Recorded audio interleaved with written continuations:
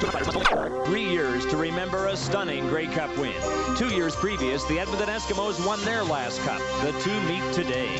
Ottawa is hungry. The Rough Riders last were Grey Cup champions 16 years ago. Hamilton's last win was more recent. Now, Hamilton and Ottawa will play on semi-final Sunday.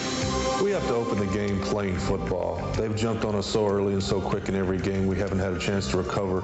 We've won the second half of most ball games, but the damage was already done early. So when their defense makes a big play early in the game, our defense has to match them and keep our offense in the game until they can unravel what's going on. This game is a big game for both clubs. I think it really doesn't matter that we beat them twice before. They're going to be hungry. We're going to be hungry. It's going to be a total war out there, and we're just going to give it our all and let it fly. When Ottawa came to town this season, home field advantage meant nothing to the Tiger Cats and their fans.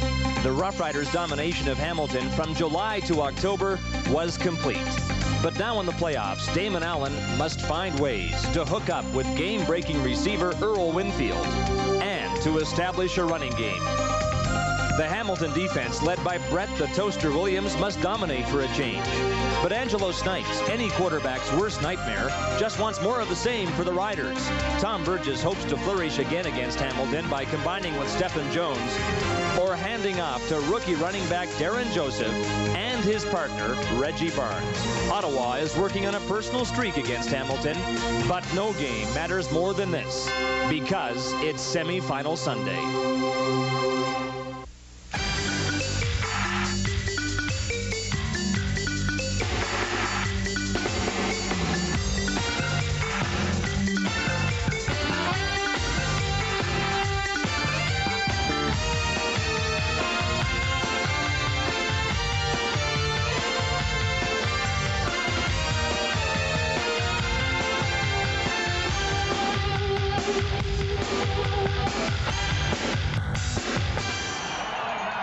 Welcome to Hamilton, everybody, where winter has just moved in, and look at me, a boy from the west with an umbrella in a snowstorm. Shouldn't I know better? But never mind. Semi-final Sunday begins in real football weather here at Ivor Stadium as Hamilton tries to hold off that ferocious Ottawa defense. The fans trying to hold off the snowflakes here. It's heavy and wet. It's been falling for about 15 minutes.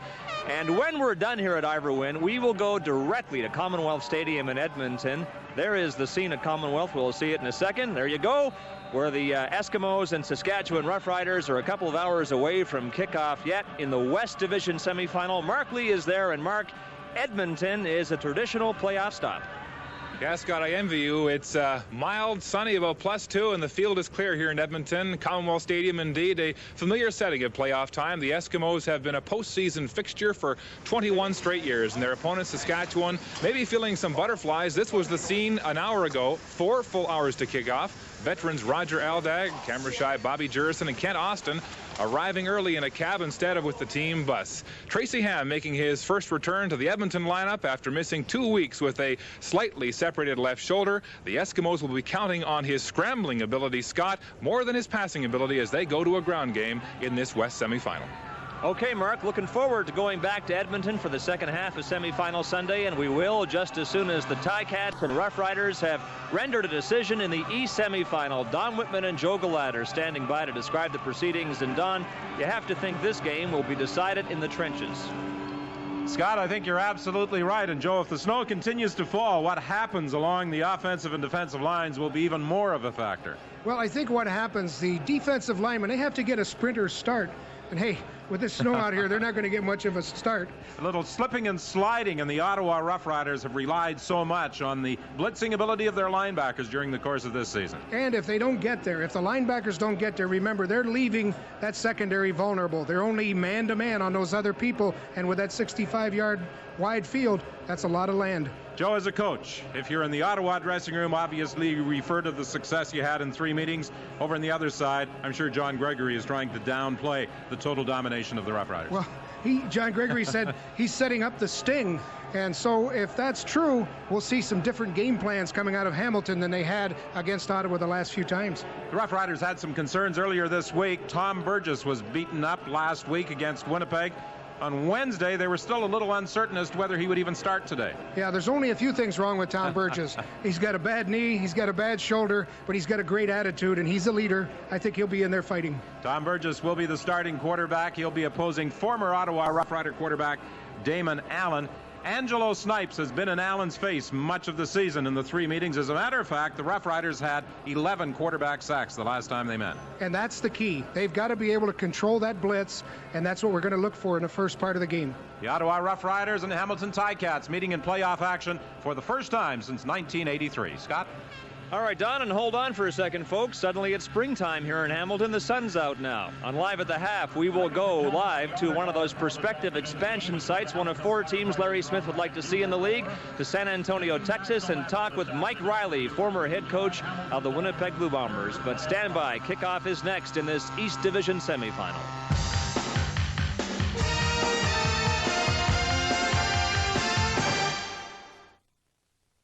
We've experienced a bit of all 4 seasons of the year this afternoon at Ivor Wynne Stadium in Hamilton. Now the sun is shining. The temperature is -2 degrees. But during the course of the afternoon, the forecaster continues to call for snow squalls.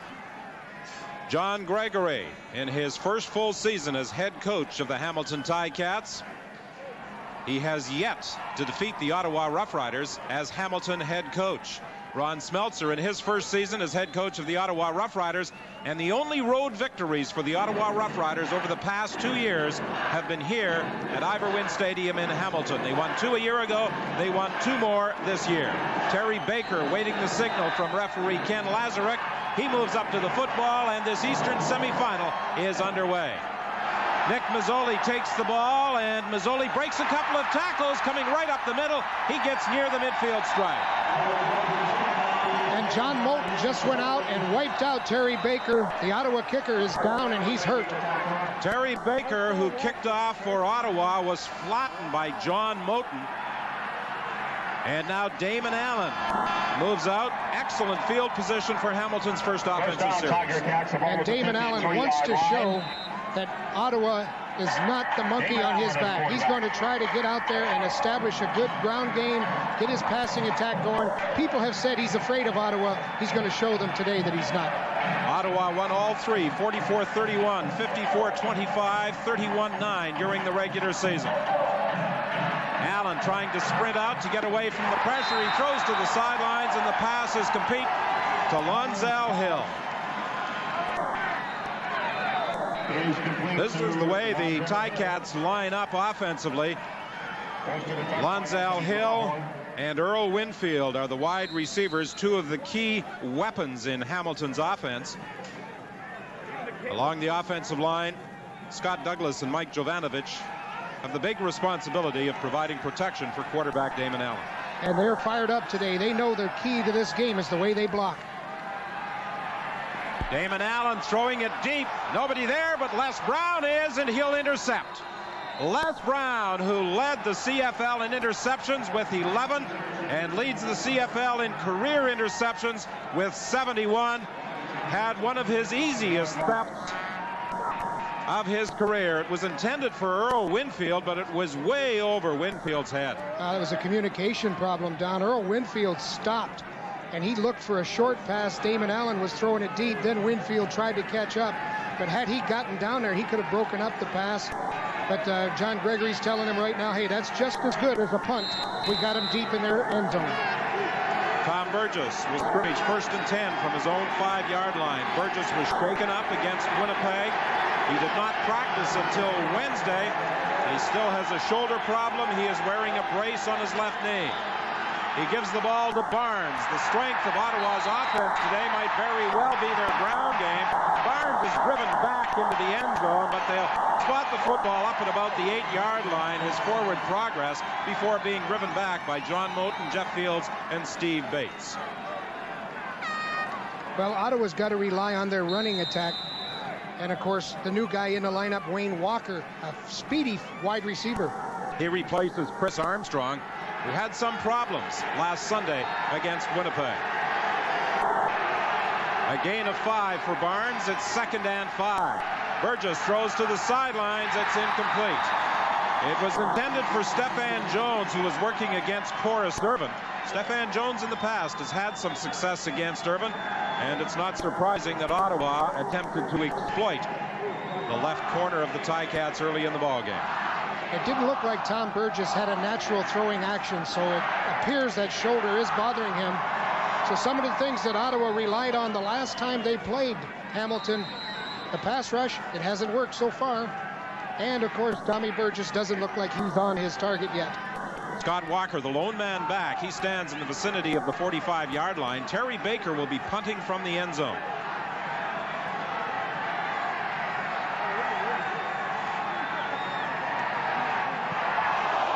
Baker gets away a good kick. Walker goes back to his own 45. He has speed. He gets a couple of blocks and brings it back to the 40 of Ottawa. So the Ticats again will have excellent field position after a 13-yard run back by Scott Walker. Semifinal Sunday in the Canadian Football League, and we remind you that immediately after the Eastern semifinal, we'll go to Commonwealth Stadium in Edmonton, where the Eskimos face Saskatchewan in the Western semifinal. Here at Iverwin Stadium in Hamilton, it's still scoreless with 12:29 remaining in the opening quarter. 1st and 10 Hamilton. They are at the 40 of the Ottawa Rough Riders. Orville Lee, the ball carrier, he and Damon Allen seem to bump into each other on the exchange, and Lee picks up about 4 yards. Glenn Kulka returns to the defensive line of the Ottawa Rough Riders. He missed last week's game. Other than that, the Rough Riders will remain much the same as they have been for most of the season at the linebacking and defensive back position. This afternoon, however, you could see the Ottawa Rough Riders go to 6 defensive backs on occasion, perhaps sometimes even 7. 2nd and 6. Damon Allen looking to the sidelines. He's got Kennebrew for a first down. He takes it out of bounds, dragging Anthony Drawhorn with him. Kennebrew, the leading receiver this year for the Hamilton Ticats, the first time in his CFL career that he has gone over 1,000 yards. Well, the key to this is how the center controls that nose tackle, and then the play fake. Orville Lee came over and helped on the center. And that's a nice pass to Kennebrew, and they're in scoring position. Kennebrew with 61 receptions this year for 1,081 yards. 1st and 10. The ball is just outside the 20-yard line. Handoff inside to Orville Lee. He isn't going anywhere as Greg Stuman was able to bring him down. One of the things the Ottawa Rough Riders, Joe, attempt to do defensively, the front three, Kulka, Robinson, and Kropke, attempt to make piles with the linebackers coming in to finish the job. That's exactly right. If they can tie up those linemen, that frees up the linebackers, and Ottawa's got those linebackers that are CFL quick. Richard Nurse comes into the ball game. Nick Mazzoli goes to the bench for Hamilton. Damon Allen getting some assistance with his play calling. Damon Allen looks to the end zone, just over the shoulder of Richard Nurse. Damon Allen was hoping to get the blitz. He didn't get the free safety out of the middle, and he didn't have a lot of room to get that ball to Richard Nurse. It looks like Ottawa's not going to be sending their free safety into coverage as often as they have in the past. The Hamilton Ticats this afternoon might do something they were unable to do in 3 regular season meetings against Ottawa, and that's score a point in the first quarter. In the 3 games the 2 teams played, Ottawa outscored Hamilton 55-0 in the opening quarter. That's an incredible statistic. So it looks like Hamilton at least will break that trend and get some points. Osbaldiston has more range than Terry Baker. He's had a 55-yard kick this year for a field goal. Dillon was looking over to one of the maintenance staff, asking him to come out with the broom and sweep off an area from which Osbaldiston was going to kick the ball. Osbaldiston puts it up, it's good. And the Hamilton Ticats with a 28-yard field goal by Paul Osbaldiston lead 3-0. Scott? Well, Don, you talked about this at the start of the telecast, and it's true that in the regular season, no team dominated another as much as Ottawa did Hamilton. Defense big in all 3 games. Anthony Drawhorn's interception return sent Ottawa on its way to a 44-31 win in mid-September. And the next week here at Ivor Wynn, Ottawa fell only 3 points short of an all-time scoring record with a 54-25 victory. Tremel Taylor scored a couple of touchdowns in that game. Late last month here in Hamilton, Ticats quarterbacks were sacked 11 times in a 31-9 Ottawa win. It totals out to 129-65 in 3 games. How's that for domination? We also note that Ottawa won 2 games on the road all season, Don. They were both here. 2 games on the road this season and last, both at Ivor Wynn Stadium. Burgess throws for Jock Climby, makes a sliding catch up at the 40-yard line. That will be a gain of about 5, depending on where they spot the football. Bobby Dawson pinned Jock Climby after he made the catch. It's a gain of 6. It will be 2nd and 4, Ottawa. Burgess has been bothered for a couple of weeks now by a shoulder separation. Doesn't seem to get quite the same velocity on the football when he attempts to go deep. Reggie Barnes, the ball carrier, he'll get a first down as he carries it out to the 45-yard line, stopped there by Jeff Fields. Defensively, the Ticats have these 4 up front: Bailey, Williams, Fields, and Bates. At the linebacking position, they were among the first teams this year to move a defensive back up to a linebacking spot, and that's Terry Wright. You may also see Hamilton use 6 defensive backs today. Barnes, the ball carrier, stopped after a pickup of a couple of yards. Barnes and Joseph will alternate at the tailback position for the Rough Riders during the course of the game. And Hamilton is clearly playing the run on first down. They're using the old double eagle, where they've got the tackles pinched down to the inside. They want to take away that run, force Burgess, who has the sore shoulder, into those passing downs. Ron Smeltzer, I think, has to be concerned about what the Rough Riders have done over the last 6 games. 3 times they failed to score a touchdown in their last half dozen games. They're having a tough time going up the middle against the Hamilton Ticats. Barnes is driven back, and as a result, Ottawa is forced to send out the punting unit. Steve Bates was in on the stop. Barnes this year, for the first time in his 3-year CFL career, fell short of 1,000 yards. There's a guy in the nose tackle position for Hamilton called Brett the Toaster Williams. He's a wrestler in the offseason, Mr. Humongous, and he looked humongous on that last play. Twice, Brett Williams has been chosen Defensive Player of the Week in the Canadian Football League. Came to the Ticats asking for a tryout and signed a rather unusual contract, a game-by-game situation. Penalty flag in the play. It's a procedure call against the Ottawa Rough Riders. Time count foul. Ottawa number 10. Still 3rd down. Terry Baker was counting his players. He wanted to make sure he had his full roster out there. But so far this game, the momentum has been with Hamilton. When you go on 2nd down and run the football, that means you don't have a lot of confidence in your passing game. John Gregory told us yesterday, we got to stop their run to win. 8:03 is the time remaining in the opening quarter. Good kick by Baker. Scott Walker takes it at the 20-yard line. Walker has speed, and he brings it up to the 47. And again, the Ticats will have great field position after a 28-yard punt return. Joe, it appears that Ottawa kicker Terry Baker is still feeling the effects of the hit from John Moulton on the game's opening kickoff. Well, that's a tactic you'll see sometimes on returns. Terry Baker, looking at the kick after he kicked it, wants to know where it went, and he looked up and said, uh-oh. 1st and 10 for Hamilton. The ball is at the 47.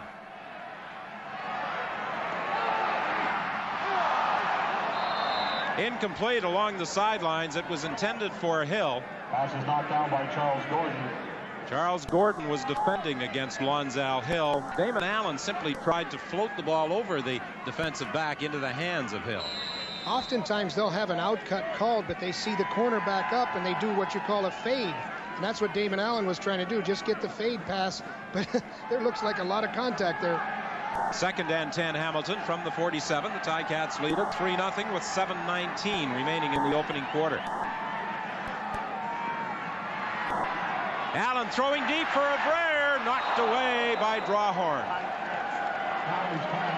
So it's 2 and out for the Hamilton Ticats. Good defensive play by Anthony Drawhorn, as Kenneth Rare had maneuvered in behind him, but Drawhorn got a hand up to knock the ball down. So it looks like the Hamilton Ticats want to go to some passing to try to open up that defense and the blitz that Ottawa has been sending. Paul Osbaldiston earlier this year had one stretch of about 4 games where he was having difficulties with both his place kicking and his punting. And this isn't a particularly good punt for Osbaldiston. Tremel Taylor gets no opportunity for a return. He's downed immediately at the 26. Scott? Well, Don, no one can say the Ticats didn't try and market this East Division semifinal. They tried it all, from teas to all-night box office specials to traffic rallies featuring the chairman of the board, Roger Yacchetti. Roger, early this week you had about 6,000 sold. It looked like this was going to be a black eye on Hamilton and the Ticats. Things changed drastically in the last couple of days. They sure did. The people of Hamilton and surrounding areas responded tremendously, and I think our crowd is going to be over 20,000 today. And when you consider, you know, the depth of this recession that we're experiencing and the fact that we're televised locally, that's a darn good showing. Okay, we got some pictures of you in action at a traffic jam. Well, in fact, it wasn't quite a traffic jam, but you were out there doing everything to get the fans into the stadium today. Yes, I almost got hit a couple of times too, but it was fun. All right, a crowd of almost 20 if you're lucky. Yeah, I think over 20. Over 20, Scott. Thank you for your time, Roger. Congratulations on a great marketing effort. Thank you very much, and John Michalek deserves a large part of the credit. Okay, Don?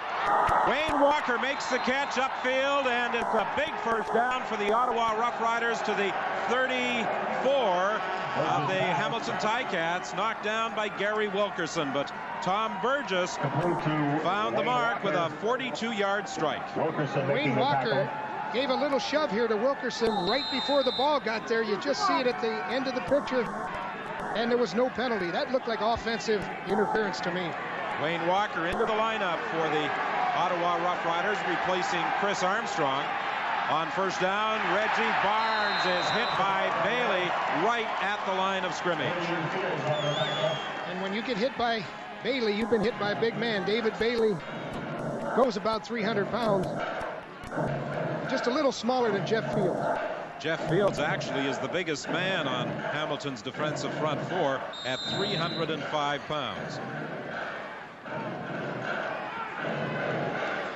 In Hamilton, they've been attempting to restore the roar under community ownership. And the fans have enjoyed what they've witnessed so far this afternoon. Now Tom Burgess is forced to try and take off, and he's caught by Jeff Fields, who showed some pretty good quickness for a big man. Now Jeff Fields came back in on that shotgun formation, and that shows you that Burgess' mobility isn't what it should be with that injured knee. They're going to have to keep him back in the shotgun. They told us yesterday, Ron Smeltzer, that they'll use the shotgun because of Burgess being on the limp. I'm sure they don't want him to run the ball. Burgess is a tough competitor. Even though he has been shaken up a number of times during his CFL career, he has remained in the lineup. Terry Baker attempting a 37-yard field goal. The kick is up. It's good. We've got a tie game with 4:55 remaining in the opening quarter. So this Eastern semifinal is deadlocked at 3, and we'll be back after this.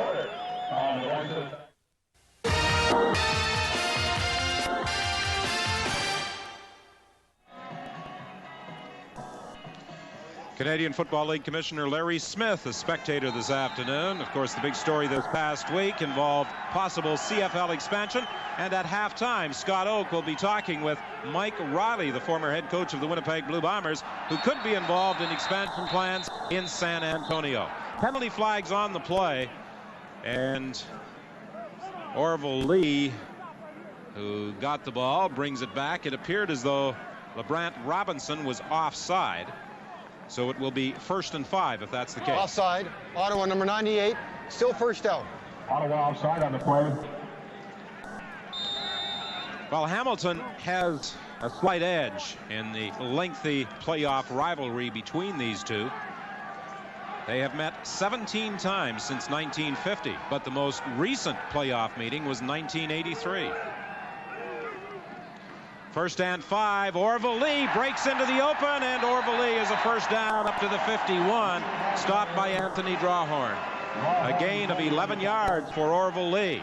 Orville Lee first came into the CFL, of course, as a member of the Ottawa Rough Riders, where he won Rookie of the Year honors. Good job by the offensive line, and you're going to see this as a key to the game, Don. If Orville Lee can control the ball game, control that up front blitz, that takes away a lot of the aggressiveness from Ottawa's defensive plans. 1st and 10. The Ticats at their own 51-yard line. Dumped off to Lee Knight. And Lee Knight gets a first down. Forced out of bounds by Charles Gordon.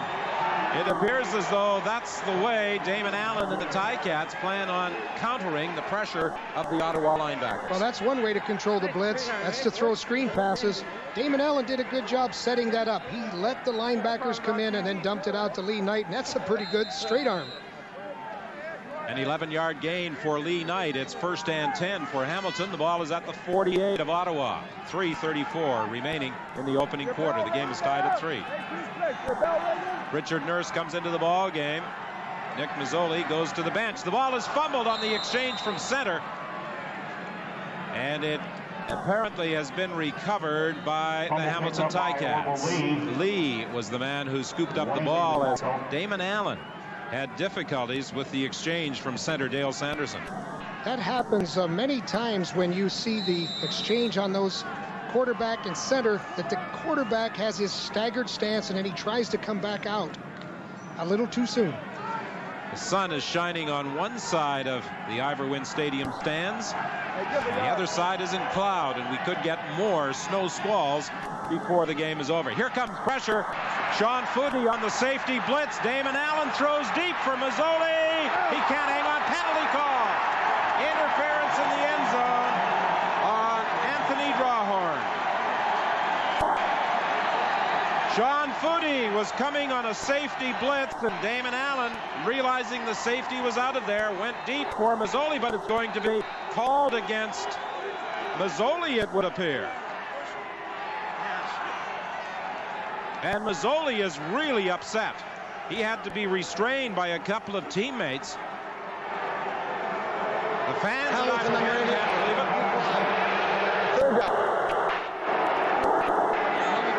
John Gregory is upset, and of course Nick Mazzoli is really upset. He says he's playing the football and he's been bumped. A little bit of a push both sides. That's a close call. Damon Allen did a great job avoiding the rush of Sean Footy. Osbaldiston punting from his own 45-yard line. Pressure coming up the middle. Sean Footy has blocked a couple of kicks this year. Tremel Taylor takes it at the 5-yard line. Nowhere to go. He steps out of bounds at the 9. Jim York was the man downfield, limiting the return by Tremel Taylor to 5 yards. Well, it's a semi-cold afternoon, and Burgess hasn't thrown the football only a couple times. And look at that snow. It looks like there's some snow in the horizon. Yeah, I think those clouds that passed over a while back have gone for a refill, and they're heading this way again. What did Art Darch call them? Squalls? Squalls coming in off the lake, he said. Well, we had one. We may get another. Burgess is in bad field position now, and you know that whole momentum of starting out well, like Ottawa has done against Hamilton, it hasn't happened in this ball game, and this is playoff time. Burgess started one series from his own 5-yard line. This one originates at the 9.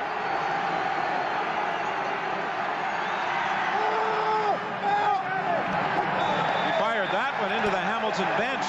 Again, there appeared to be some miscommunication on the part of the Ottawa Rough Riders because there wasn't a receiver anywhere near the football. Yeah, that lets you know what Tom Burgess thinks of the Hamilton defense. He had to get rid of the football because he knew that front that Hamilton has. They do a good job of rushing with front four. And that's Brett the Toaster Williams and Bailey and Fields on the other side. And, of course, Bates is in there for Mraz, the injured lineman that was playing well. 2nd and 10 from the 9. Burgess now rolls out to his right. He decides to run, but he won't get a first down. He's stopped at the 15-yard line by Roger Hennig. John Gregory said the key to this ball game is to not let Ottawa jump on top of us with all of those points like they have in the first 3 meetings. Total domination by the Rough Riders in 3 regular season meetings against the Ticats. But right now the game is tied at 3 with the Ottawa Rough Riders forced to kick on third down. 1:25 remaining in the first quarter, and Hamilton should get the ball back once again in pretty good field position. They've enjoyed good field position, Joe, since the opening kickoff. Credit Scott Walker with that good field position. This guy's some kind of returner, and how many returners do we see in CFL? I mean, there's some great ones.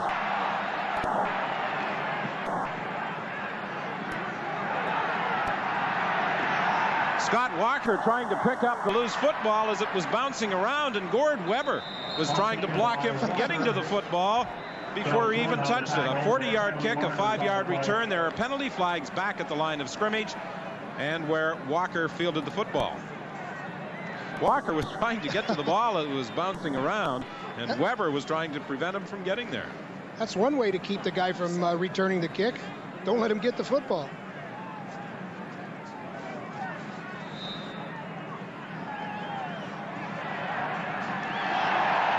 All the penalty calls against the Ottawa Rough Riders. It's the hat trick.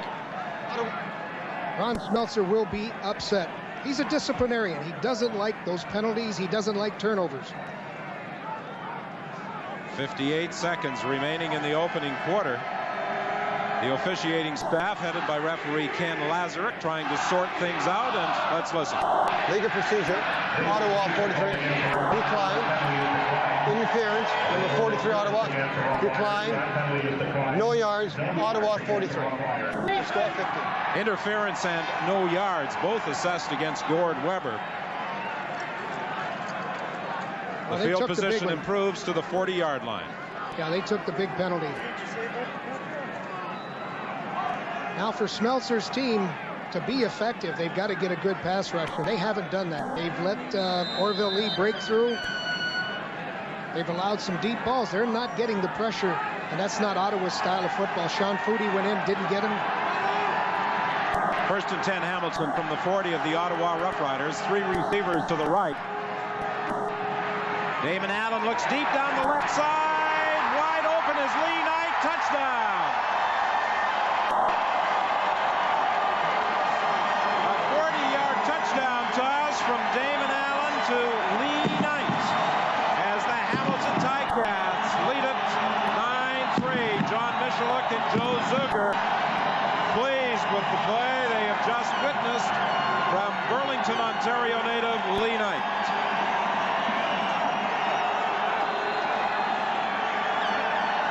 What Damon Allen has to be able to do is to get that football down the field.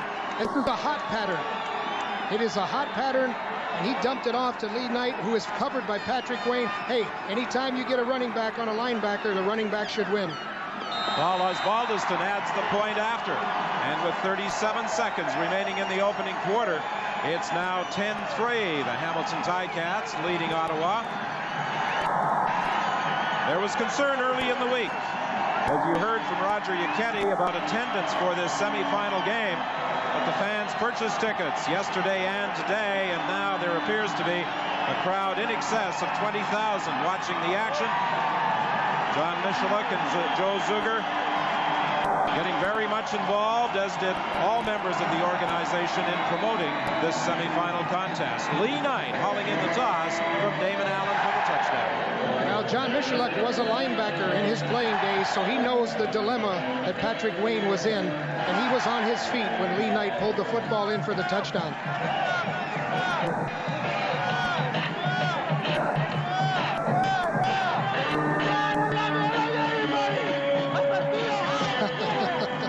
Lee Knight in his 4th year. As I said, he's from Burlington, you think he's just down the road from Hamilton. I wouldn't want to get in front of him right now. I think he's ready to go. Well, it appears as all members of the Hamilton Ticats are pumped up and ready this afternoon.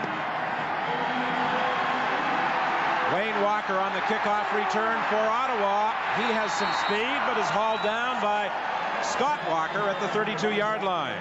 And here's Scott Oak. Okay, Don, there have been flags today, and for a change, none of them have been on Angela Mosca, who's on the sidelines with me, along with another former Ticat, great of years past, Bernie Filoni. Bernie, the playoffs, Hamilton, November, a bit of a chill in the air. It's got to bring back memories. Well, it does, and, you know, having so many people in the stands is great, too, because it really helps the team.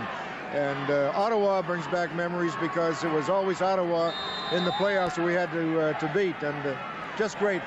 I'm glad to see them ahead in this first quarter. Angie, quickly, we were talking about the spirit here, Dave. Things have changed drastically in the last few months, haven't they? Sure it has. It's great to hear the hoopla and everything going on. And if the defense can just hold them, they're going to win this thing defensively. There's another great play. It's great to see. You've taken over the play-by-play role. You got a lot to say.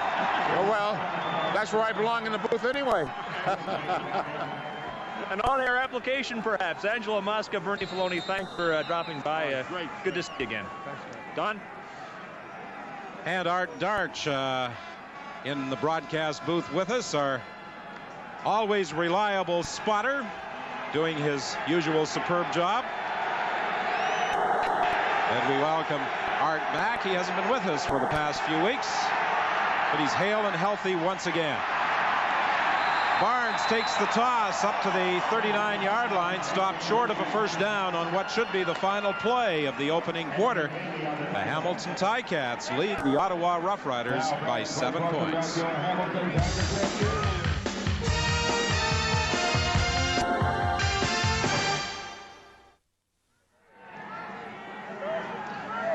Apart from the one pass to Wayne Walker, the Ottawa Rough Riders have not been able to do much offensively thus far in the ballgame. They may be having some problems coping with a defensive adjustment the Hamilton Ticats have made. Baker's third down punt, taken by Scott Walker at the 30-yard line, and he brings it back to the 38. An 8-yard run back after a 41-yard kick. Michael Allen made the tackle. And Damon Allen comes in now with the worst field position he's had in this ball game. So it's a key if he can put together a drive here and really take control of the ball game. Well, Damon Allen during regular season play had been so looking forward to the series, the back-to-back series in September against his former teammates, the Ottawa Rough Riders, and in both games he was under constant pressure. But he's been getting better protection this afternoon in this semifinal playoff game. Damon Allen appears to be checking off at the line of scrimmage. Orville Lee, the ball carrier, and he drives straight ahead for a pickup of about 5, maybe even 6 yards.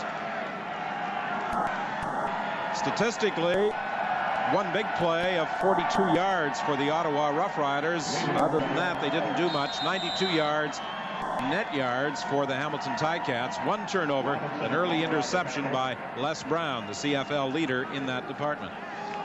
Once again, you come to the fact that if Ottawa makes a mistake, it's a big one because it was for a touchdown. Lee Knight on second down, works to the sidelines. He's got another Hamilton first down. Pass is complete to Lee Knight. Same concept again, Don. What they're doing is just throwing the hots. When they catch Ottawa in the blitz, they dump it off to the back. Penalty flag back at the line of scrimmage. A procedure call will negate the 10-yard gain. But there's also a face mask call against the Ottawa Rough Riders.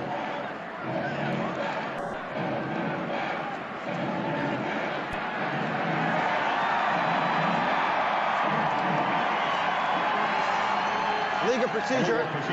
Hamilton, no end, face mask, Ottawa, number 91, first down. So it is a 10-yard gain. The ball comes up to the 53. Face mask call just at the end of the play as Lee Knight was hauled down out of bounds. Back to the live action. It was over the head of Lonzal Hill. It will be 2nd and 10, Hamilton. Well, now Ottawa's trying to disguise what they're doing. They want to confuse Damon Allen, come up and show blitz, and then drop off in zone coverage. John Gregory was quick to defend Damon Allen and his reputation against Ottawa. He said there's a lot of other things that went wrong besides Damon Allen in those games.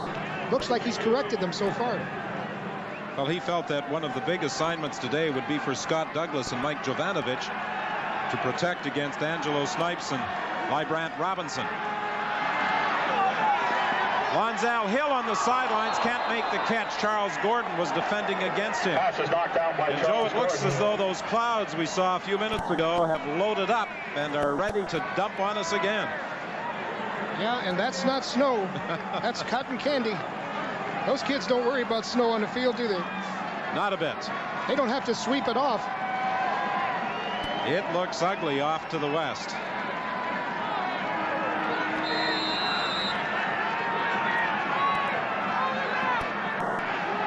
.57 remaining in the second quarter. Paul Osbaldiston stands at the 40-yard line. His best kick of the day. Tramel Taylor takes it at the 20-yard line, runs into Ernie Schremeyer, and is down at the 25 after an 8-yard return. 12:44 remains in the half.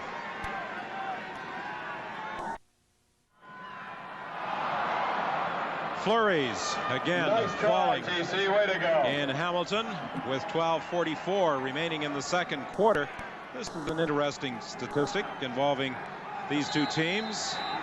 The visiting team winning the last 3 playoff meetings. They had 3 consecutive playoff meetings, 81, 82, 83. 83 being the last year they faced each other. Jock Climby with a big catch up at the 51-yard line. A 27-yard gain. Burgess firing the strike to Jock Climby. Well, Burgess will take a hit, and he had David Bailey all over him.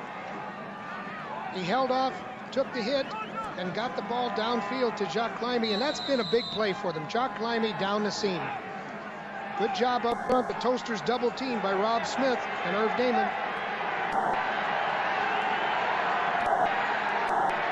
First and 10 from the 52. Stefan Hill takes a big hit from Corey Griffin, but he hangs on to the football. Stefan Jones. Well, we saw Corus Irvin sort of stretching that hamstring, and it looked like he may be hindered a little bit, but I don't think Stefan Jones would think he's hindered at all. That's nice contact.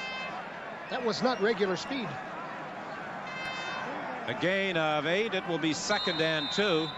The Rough Riders send in the short yardage offense under the direction of Tom Burgess.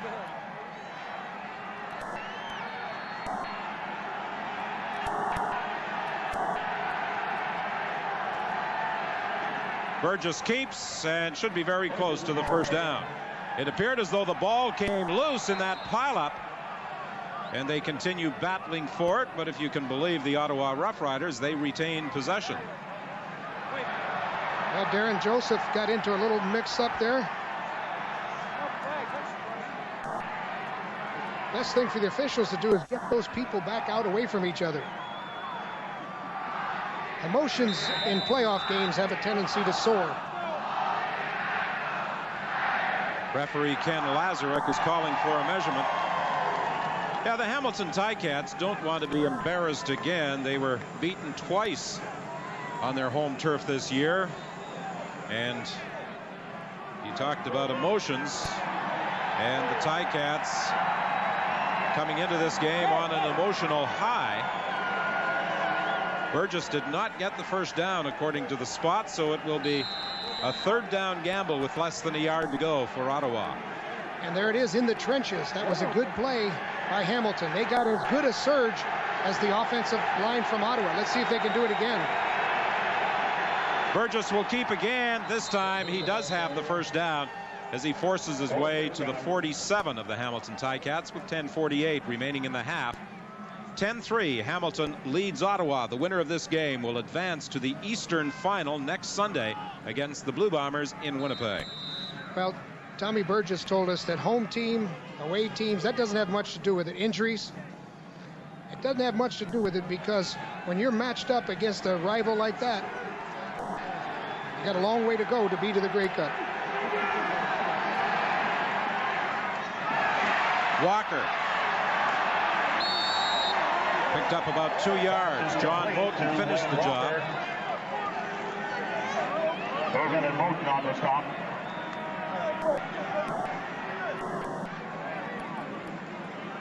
I think what the Ticats are saying is, sure, you can have 3 yards, but you're going to pay for it. We're going to come up and hit you. The initial contact from Corus Irvin, and then John Moulton, who according to John Gregory has had an outstanding year, came over to make the tackle. From the shotgun formation, 2nd and 8. Burgess will dump it off to Barnes. He can't hang on. There's a perfect example of zone defense. Only 3 men rushed Burgess. What they're saying is, we know you're injured. We want you to prove it as a passer. So they dropped off 9 people in their zone coverage. There was no place to go.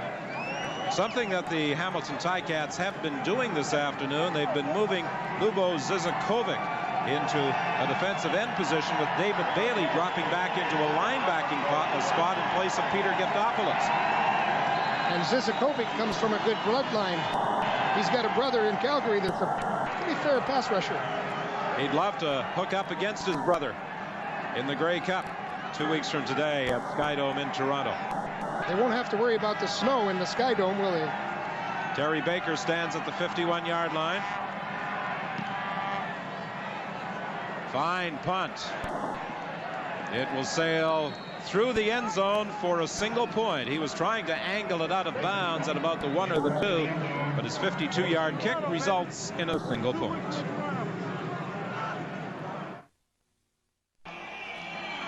If you're just joining us on CBC television on semifinal Sunday in the CFL, this is the first of 2 playoff games you'll be watching. Ottawa trailing Hamilton 10-4 with 9:07 remaining in the second quarter. Immediately upon conclusion of this game, we'll be going to Commonwealth Stadium in Edmonton for the Western semifinal featuring Saskatchewan and Edmonton. Damon Allen's in trouble. Snipes has got him. The ball is loose. Picked up by John Kropke. Touchdown. That's exactly what John Gregory was worried about. Angelo Snipes came in from the backside. Damon Allen had to pull up, and that gave Snipes enough time to catch him. If you don't get the football off in 2.5 seconds, it's over against Ottawa. Ottawa with the #1 defense this year. Greg Stuman forced the play. Snipes made the tackle, coming from behind and knocking the ball loose at the same time, and Kropke took it on a bounce into the end zone for the major score. It's almost prophetic, because John Gregory said we can't let them have turnovers for touchdowns. That's what's killed us in the past.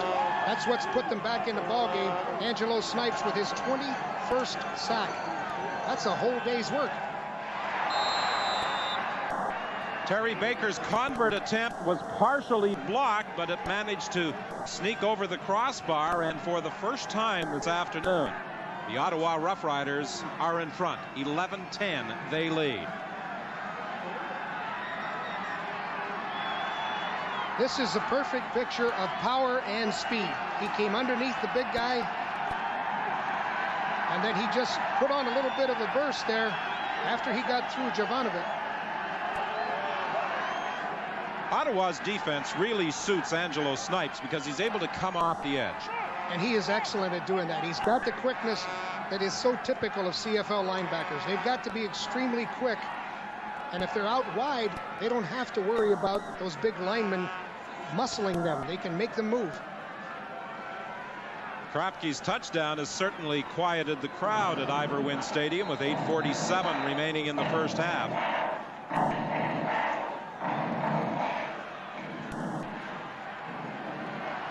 Mazzoli takes the ball and heads up the right side. He gets a couple of blocks and is forced out of bounds at the 46. Scott? Well, Don, the clouds have reloaded and the snow is building up on the field here, but because the turf itself is still warm, traction is not yet a problem. The Ottawa Rough Riders say they'd need about a couple of centimeters of snow before they change from the regular turf shoes they have on to the shark or longer cleat shoes. In fact, they came prepared. They packed 13 trunks of shoes, 4 different kinds, so whatever the weather, they feel they have the appropriate footwear. But as we could see in Angelo Snipes' sack of Damon Allen, traction is not a problem at this point. Equipment men at this time of year have a big job ahead of them in bringing all the proper equipment, because you never know just what the elements might have in store. Orville Lee, the ball carrier, stopped by LeBrant Robinson. Orville Lee is a different type of runner than John Hood, who made such an impact in the few games he played earlier this year for the Ticats. Well, there's 2 kinds of running backs. There's the kind that make you miss, and then there's the kind that make you wish you had missed. And Orville Lee's the kind that wished you had missed. Makes you wish you had missed. He doesn't have as much power as Hood, but he does have a good burst of speed. Damon Allen has a good burst of speed as well. He was the leading runner for the Hamilton Ticats, and he picks up a first down. A gain of 12 for Damon Allen. And that's what's exciting about the CFL, that dimension, the quarterback's running ability, because if everything else is played perfectly, how do you play that? There's nobody left. Damon Allen wisely went down as he crossed midfield into the 53 of the Ottawa Rough Riders. 7:20 remaining in the half. He's got something to prove. He wants to show people that he can beat the Rough Riders. Well, he was a key signing in the offseason as a free agent by the Hamilton Ticats, looking for Winfield. Allen's pass is incomplete. 2nd and 10. Damon is trying to read that blitz. He's looking for his inside receivers, and John Gregory's going to have trouble seeing if that snow continues. But that's what he wants. He wants to go to the slot backs on the blitz. So you'll see that, or the running back on the weak side. John might need windshield wipers on those glasses. Another squall blowing in off Lake Ontario. 2nd and 10. It's intercepted. Weber picks it off. He needs a block. Allen is taken out of the play. Orvali comes back and makes the tackle. Second interception of the day by the Ottawa Rough Riders. They lead by a point and are in position to score again.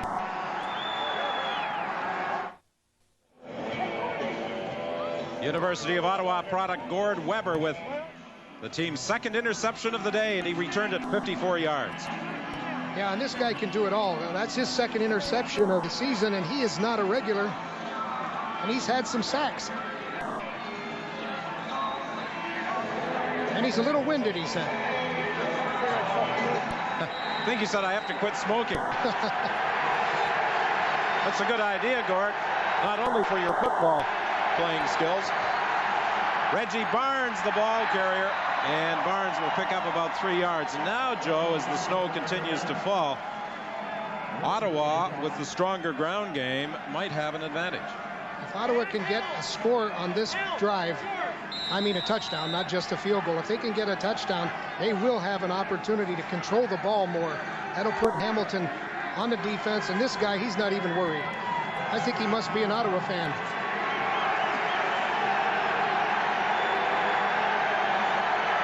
Second and 7. Handoff to Barnes. Barnes loses the football. Recovered by the Ticats. Well, there's the old linebacker. He's getting pumped up. These fans love that. What a big play in this ball game. That had so many implications. Gary Wilkerson was the man who was fighting for the ball at the goal line, and he is still down. Reggie Barnes just had that football stripped. And you know, Hamilton has had, oh, you won't believe this statistic, over the course of the year, Hamilton has created 78 takeaways. Their defense isn't great on statistics, except that statistic. They get the football back. 78, that's 79 times this year. John Moten was involved in stripping the football from Reggie Barnes, and then a big pile-up at the goal line as they fought for the football, and Gary Wilkerson is still down. Joe Moss, their defensive coach, works on stripping the football, and Reggie Barnes, he's going to hear from somebody. Keep both hands on the ball when you're down in the goal line area. Cover that football, especially against the Hamilton Ticats. They're still treating Gary Wilkerson. Now there is some movement by the Hamilton defensive back. Ricky Royal will probably come on in his place if he is unable to continue. Well, they don't want to lose Gary Wilkerson. That youngster from Penn State is quite a football player, and they need the cornerbacks to stay healthy. Even though they got Ricky Royal, that'll take away their 6 defensive back package. And look at Oscar Wee-Wee. Pigskin Pete has been getting these fans involved today. Scott? Well, Don, it won't be long before I'll be upgrading this squall to a blizzard. It's almost a whiteout down here now. Is there any snow in San Antonio today? I doubt it. We'll find out, though, when we go there live on Live at the Half to speak to former Bomber head coach Mike Riley. He'll tell us if Texans might embrace a CFL team there. Larry Smith thinks they will. It's part of the blueprint for expansion he announced this week. And we'll also go back to Edmonton to preview the West semifinal between the Eskimos and the Saskatchewan Roughriders. And, of course, we're going there live for the whole affair as soon as Ottawa and Hamilton have concluded this game today. And this type of weather was not expected in the Hamilton area today. But around noon, some of these squalls began blowing in off the lake, and they've dumped a fair bit of snow on the artificial turf at Ivor Wynne Stadium. 1st and 10 from the 1-yard line. Orville Lee will get just a couple of yards. John Kropke, who scored a touchdown to tie it, was in on the stop. Hamilton's employing the 2 tight ends, and they're just trying to get some room. They got to get out from underneath their own goalpost. That was certainly a big turnover, Don, because with this kind of weather, and had Ottawa gone in for a touchdown with their strong running game, that could have changed the whole complexion of this ball game. Lonzell Hill and Nick Mazzoli come wide to the left. 2nd and 9, the handoff to Orville Lee, and he draws a crowd once again. And the Ottawa Roughriders are going to get the ball back in good field position as Paul Osbaldiston will be punting from the end zone. There aren't many slot backs that can play the tight end position, but they've got Ken Rivera in there as a tight end. And he made some room for Orville Lee. He gave him an opportunity, and I know that Paul Osbaldiston's happy with that. Watch Snipes get blocked here by Rivera. Most slot backs don't stay on big linebackers that well. At one time this season, the Hamilton Ticats, with the exception of their quarterback Damon Allen, had an all-Canadian backfield. High snap over the head of Osbaldiston. It goes through the end zone, and that will be a safety touch. I'm not sure that wasn't a call. Osbaldiston didn't even go for the ball. I think they may have, kind of a crazy call, but they may have been anticipating that. Ozzy's smiling. The feeling may have been that it would be better to give up a 2-point safety touch rather than punt the ball and have the Ottawa Roughriders get it back at about the 35 or 40-yard line. Ron Lancaster did that last week against the BC Lions, and it paid off at the end of the ball game.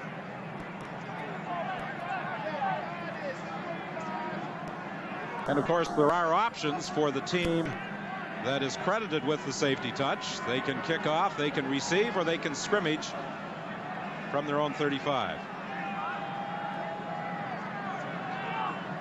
Well, from the way they're lining up, it looks like they're going to have to kick off. They're going to force the Ticats to kick that ball in this bad weather. The hardest thing for a kicker is his plant leg. And if that plant leg doesn't come down and have good traction, it can slip out from underneath you. You could almost miss the football and get a real poor kick. There's Ozzy clearing off a path. I don't know whether he's clearing off a path or trying to find the 35-yard line. Maybe both. Where's the sweeper? But this can sometimes be dangerous for a kicker. As you said, he tries to plant and in the process slips. Especially a sidewinder. A short kickoff. They've got it. Joe Yock went up high and grabbed the ball. Did it go 10 yards? I'll take your word for it because we can't see the yard lines.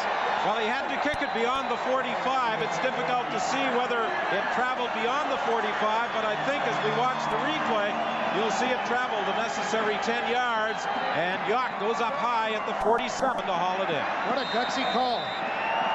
That is a big play. 13-10, Ottawa leads. Hamilton gets the football on the short kickoff, the gamble at the 47-yard line. Damon Allen fakes. On his second attempt to throw, his arm was hit. He used that pump fake to try and freeze the defender. But then as he tried to go deep, his arm was hit in the throwing motion. Well, I'll tell you something, Don. You don't have time for a pump fake against Ottawa. You better get rid of that football. In about 2 seconds, it better be ready to be released. 2.5, I think, is the time they usually refer to, isn't it? 1 Mississippi, 2 Mississippi. Look out. Jim and Joey Yock, sons of Saskatchewan assistant Ray Yock, both in the lineup of the Ticats this afternoon. Damon Allen dumps it off to Orville Lee. He gets the first down as he crosses midfield to the Ottawa 53, knocked down by Anthony Drawhorn. What you're seeing is good, smart football from Damon Allen, because the defense has a disadvantage when the weather's like this. They have to react. The offense knows where they're going. You dump the ball off to a running back. Orville Lee knows where he's going. Watch the defense slip and slide. 1st and 10. The ball, I think, is at the 53 of the Ottawa Rough Riders.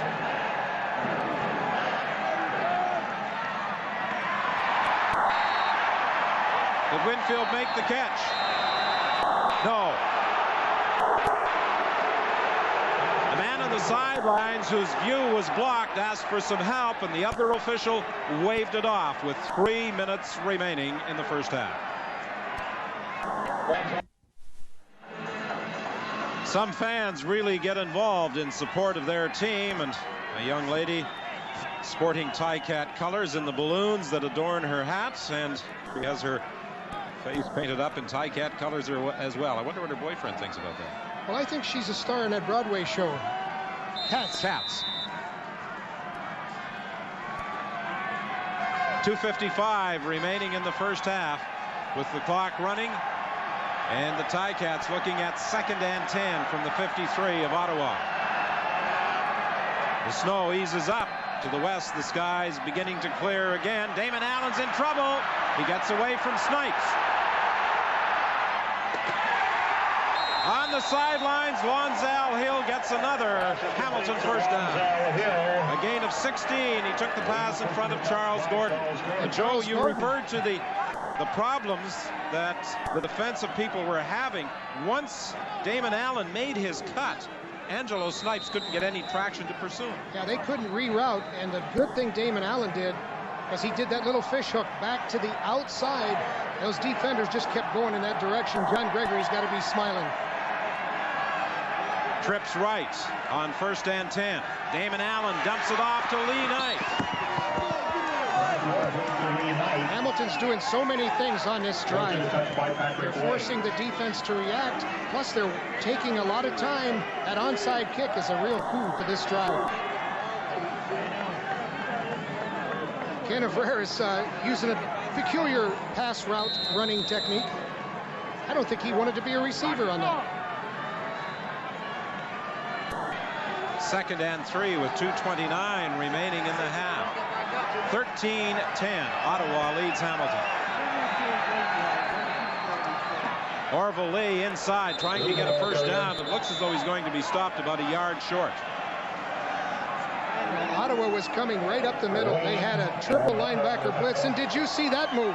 A kip up on a slippery surface. It's an athlete for you. Orville Lee with tremendous athletic ability.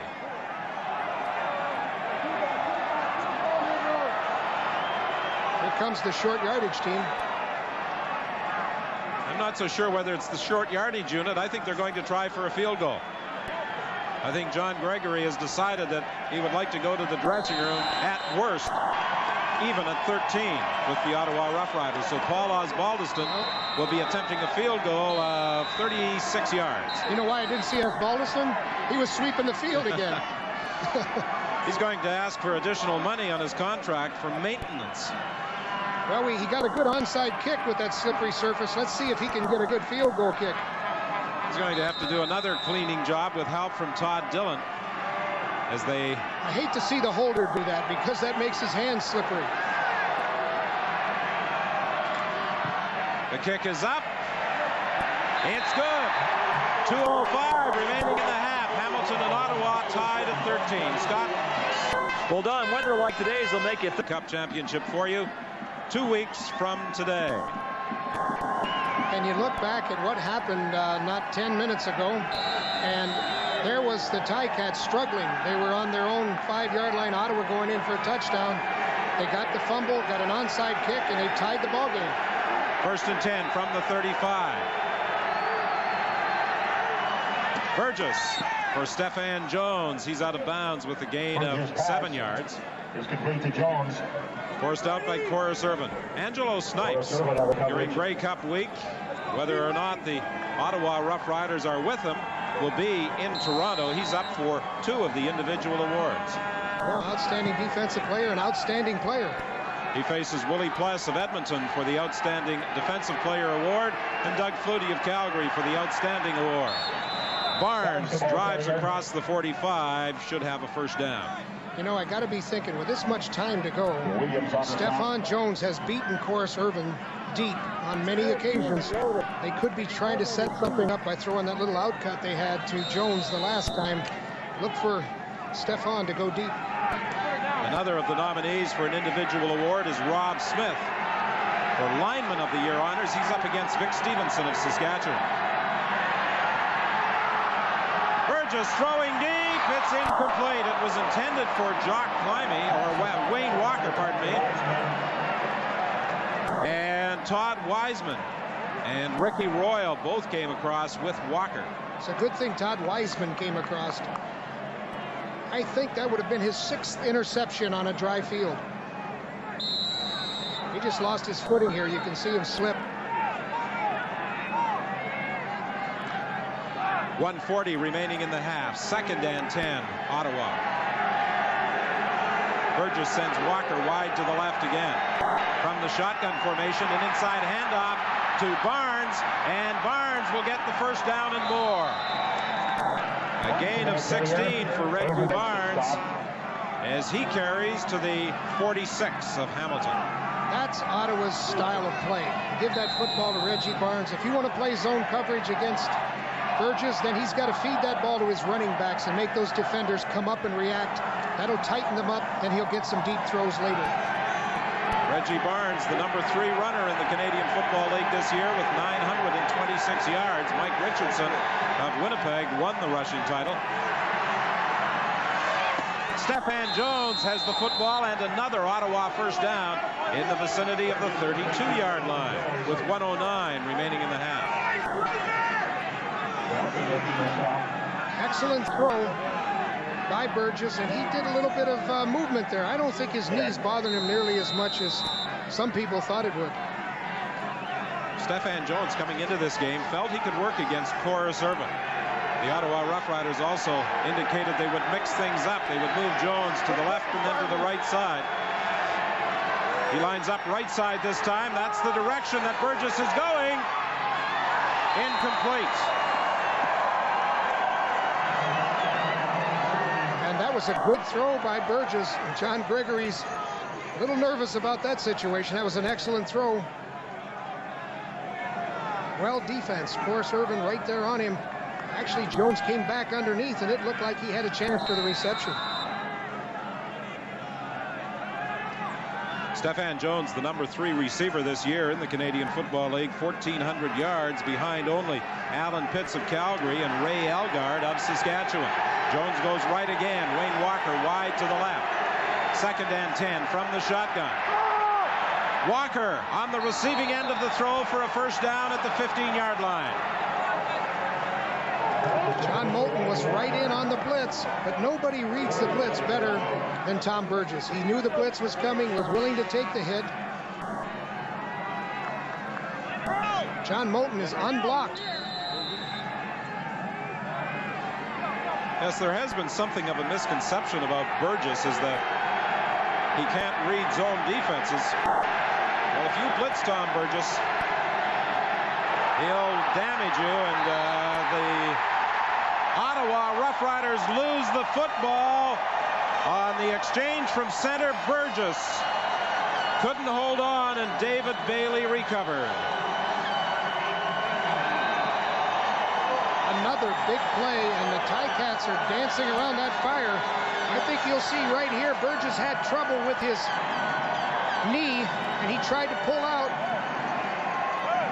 You got to take that step and let your hands stay in. He did the opposite. He let his hands come out, didn't move his feet.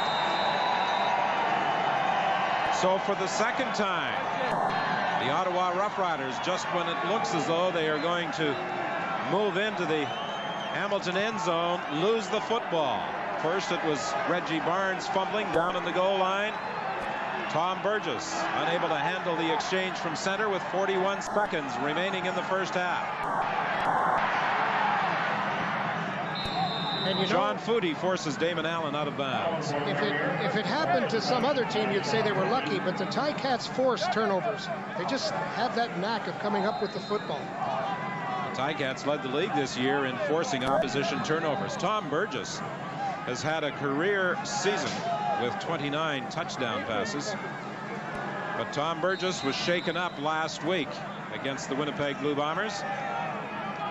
He went into the game with a bad shoulder. He suffered a knee injury on a big hit by James West, and he is wearing a brace to protect the injury on his left knee.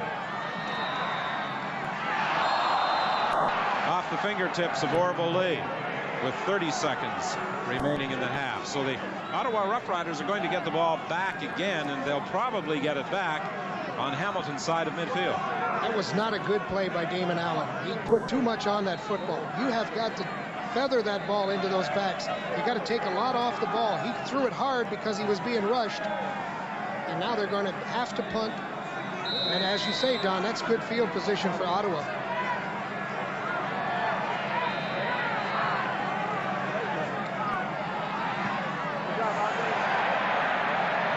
Jamel Taylor waits for it at midfield. He gets a block from Ken Haley, and then is hauled down by Jim York. A 36-yard punt and a 3-yard return with 19 seconds remaining in the first half. Ron Smeltzer last night talking to the troops, he was telling them that they have to have patience. Playoff games aren't like regular season games. You've got to make the breaks, and you got to not get down if a break goes against you. And you can see the intensity there with the Rough Riders. They know they've got to get in and get a score. We got 19 seconds left. If they can get one long completion, they got a chance at a field goal. The Ottawa Rough Riders in previous games against Hamilton this year have almost always enjoyed good field position. Burgess looking for Jock Climby. He bounces it in front of him. It will be 2nd and 10 with 15 seconds remaining in the half. Now Burgess is a little nervous. That ball's bouncing back to him as a shotgun formation. At least he doesn't have to move. Jock Climby would like to make it a doubleheader weekend. He'd like to be involved in winning this football game. His alma mater, Queen, was a winner yesterday in CIAU semifinal action over Guelph. Inside handoff to Barnes. Barnes continues fighting. He's got a first down with 7 seconds remaining in the half. Well, there's Barnes with some good traction. Surprisingly, a big back has a better chance on a field like this. The big, tough running backs seem to have better footing because they run flat-footed, and that's Reggie Barnes. He doesn't cut off his inside leg. That's when they slip and slide. The Ottawa Rough Riders have called a timeout. 7 seconds, time remaining. Terry Baker's longest field goal was 50 yards, but that was before John Moulton hit him. Reminder at halftime will be 7. That 50-yarder that Baker hit was against Winnipeg back on July the 16th. You think the kids aren't having fun? Ottawa has not won a Grey Cup since '76. The last time Hamilton sipped champagne was 10 years later, 1986. Stephan Jones on the sidelines. No good. I'm not so sure even if Stephan Jones had been able to hang on to the ball, it would have been any good. It looked as though he may have stepped out of bounds in trying to run his pattern. I think he ruled no possession, but I think you're right. He was out of bounds, and then he got hit, and the ball came loose. So take your pick. No possession or out of bounds. It's academic now. What a hit.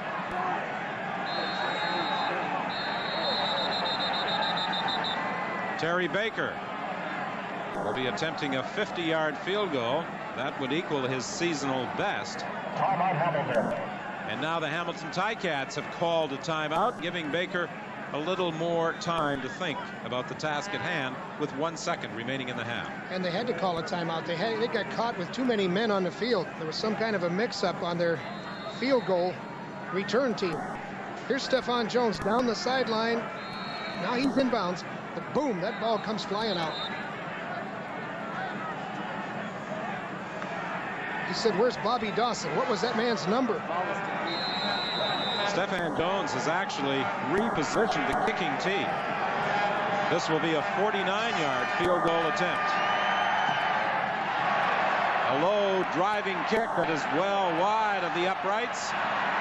Todd Wiseman coming out of the end zone. Loses the football. And it's still loose. Todd Wiseman finally knocks it out of bounds. And I'm sure at the same time breathes a sigh of relief on the final play of the first half.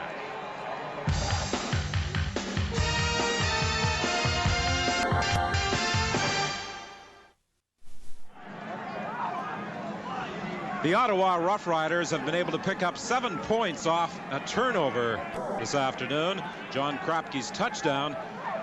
But the 3 turnovers they committed took them out of scoring position when it looked as though they were going to put more points on the board. And I think that was one of the concerns Ron Smeltzer may have addressed at halftime.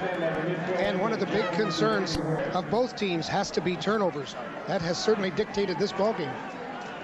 The Ottawa Rough Riders again looking for the short kickoff. You'll recall that Paul Osbaldiston, after Hamilton conceded a safety touch, kicked off short. And it worked for the Ticats. This time, however, he drives it deep to Walker. Walker dodges a couple of people and then brings it out to the 42-yard line. And that's where Ottawa will scrimmage 1st and 10. A 20-yard return. Roger Hennig made the tackle. Both Walkers, Wayne of Ottawa and Scott of Hamilton, provide their teams with great speed at that outside receiving position and also as a kick returner. Tom Burgess looks like his knee is all right. He's running onto the field, doesn't seem to be favoring it much, but I think we'll see him in the shotgun. That's what his coach told us last night. They're going to be using a lot of shotgun. He's had a preference for Stephon Jones and Walker in the passing attack. He gives the ball inside to Barnes, and Barnes will pick up about 8 before being stopped by middle linebacker John Moten. And that too may be something. Reggie Barnes carrying the football, and we usually see Darren Joseph at the beginning of the second half. Joseph suffered an injury, a bad bruise on his thigh last week against Winnipeg. There was concern whether or not he would be able to play today, so perhaps Smeltzer has opted not to take any chances with Joseph and stick with the more experienced Reggie Barnes, who looks for a first down and will be close at the 51.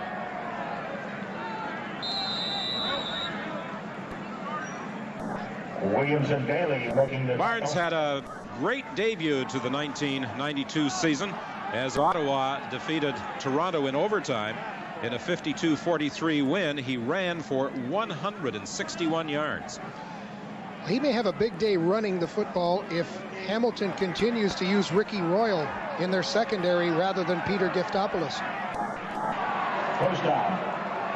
Ricky Royal took over for the injured Gary Wilkerson at the right corner, and they quite often will bring Ricky Royal up into a linebacking position in what appear to be obvious passing situations. Zizikovic goes out of the ball game. Hennig comes in. On first down, Burgess throwing deep over the middle. It is intercepted, picked off by Todd Wiseman, but there is a penalty flag on the play. Penalty flag on the far side of the field, directly in front of the Hamilton bench. Taylor made the tackle. From the reaction of the Hamilton players, it's going against them, an interference call. Two calls.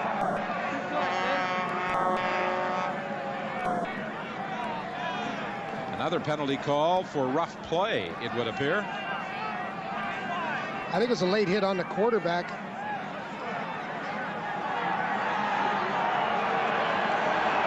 Legal contact. Eligible receiver. Hamilton, number 26. Unnecessary roughness. Hamilton, number 95. First down, Ottawa. Jeff Fields with the unnecessary roughness, the late hit on quarterback Tom Burgess. And downfield, it was Ricky Royal called for the illegal contact. Yeah, Jeff Fields just took a shot. He took a freebie there, and there's no need for that. Had no bearing on the play. Good call by the officials. It puts Ottawa in excellent position again with 13:31 remaining in the third quarter. Bad snap. Burgess tried to give it to Barnes, and then both of them dive for the football. I don't think that was the originally called play, but Burgess may have realized he had no alternative.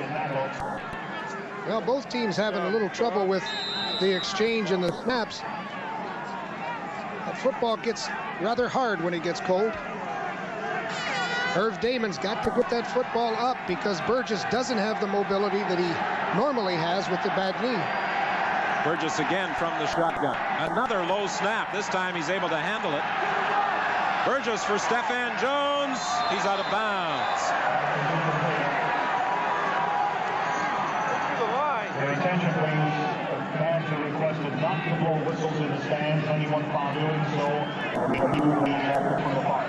Nick Mazzoli staying loose on the sidelines as Don McPherson begins to warm up. And we may see a quarterbacking change by John Gregory and the Hamilton Ticats. Well, McPherson certainly had a good game last week, and I think John Gregory is getting more and more confidence in him. In fact, he even said that he throws the ball a little faster than Damon Allen. So against a good defense like Ottawa, McPherson may be the answer. 44-yard field goal attempt by Terry Baker is wide. And this time in the end zone, Todd Wiseman is going to concede a single point. So the Ottawa Rough Riders lead at 14-13 with 12:23 remaining in the third quarter.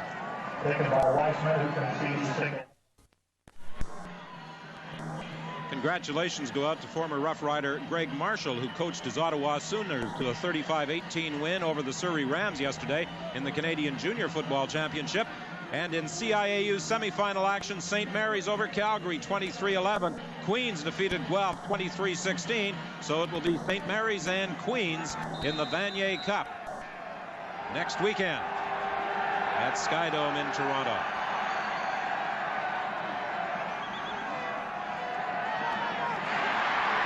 Lee Knight will be very close to a first down. He's forced out of bounds in the vicinity of the 48-yard line by Anthony Drawhorn. I don't think many people anticipated that Knight would be as much of an offensive factor and a weapon today for Hamilton. Well, John Gregory anticipated it because he told us yesterday that Damon Allen's got to find his hot receiver. He's got to be able to dump that ball off to the running backs. Knight has caught 4 of the 8 passes that Damon Allen has completed this afternoon. Orville Lee is stopped after a gain of about 6 by Anthony Drawhorn, who came up from his defensive halfback position. 11:43 the time remaining in the third quarter. 14-13 Ottawa leads. Damon Allen doing a good job on his snap count. He's changing it up, getting Ottawa to jump. Then when they go, but look at those trainers. Curley's got the shorts on. They said unless it's -20, they won't wear long pants. I don't know. You sure Curley hasn't taken a shot too many somewhere along the way? Somebody must have hit him going out of bounds. Lee Knight can't find the football. He got turned around as he was attempting to get into his pattern by Sean Footy. Angelo Snipes was able to deck Damon Allen as well just as he threw. And there's a penalty flag. And the penalty call is against Ottawa. Charles Gordon, I believe. Forward pass interference. Ottawa number 22. First down, Hamilton. Well, I said that Lee Knight was having problems getting into his pass pattern, trying to get away from Footy. Obviously, the officials detected that, and they threw the penalty flag. And I'll tell you what else was detected. Angelo Snipes detected where the quarterback was. He's done a pretty good job of that all season with 20 quarterback sacks. 1st and 10, Orville Lee is hauled down by Angelo Snipes, among others, after a pickup of about 4. I think that's the key. If they can control the Ottawa front, they can have some success with the pass rush. Here's the play before this one, and Angelo Snipes, as Damon Allen throws the football, he greets him with a bam down on the frozen turf, or tundra, as they say. 3 receivers wide to the right. Damon Allen trying to get away from Snipes. He throws for Abraire. He's got a 1st down at the 28. That's when you know you've got a football team working together. Damon Allen in trouble. He had to scramble. Abraire sees him in trouble, comes back to the quarterback. He gave the quarterback an outlet. And that's when people work together. That's that unspoken receiver-quarterback communication. Coming into this season, Abraire had only caught 87 passes for 1,307 yards in 4 previous years. This year, he almost duplicated that total. Damon Allen looks like a rag doll out there. They're throwing him around. Allen throws to the end zone for Winfield. Penalty flag on the play. Offensive interference. Winfield attempted to push off the defensive back, and the officials called it. Well, you know the frustration of running downfield 50, 60 yards, and the defender is right with you, and you see the ball coming. What would you do? Give a little nudge. Winfield hasn't been as much a factor this afternoon as many thought he would. And Winfield is one of those guys that can do so many things. Number 1, 1st down repeater. He's had a couple touchdowns this year on kick returns. He's had 9 touchdowns on receptions.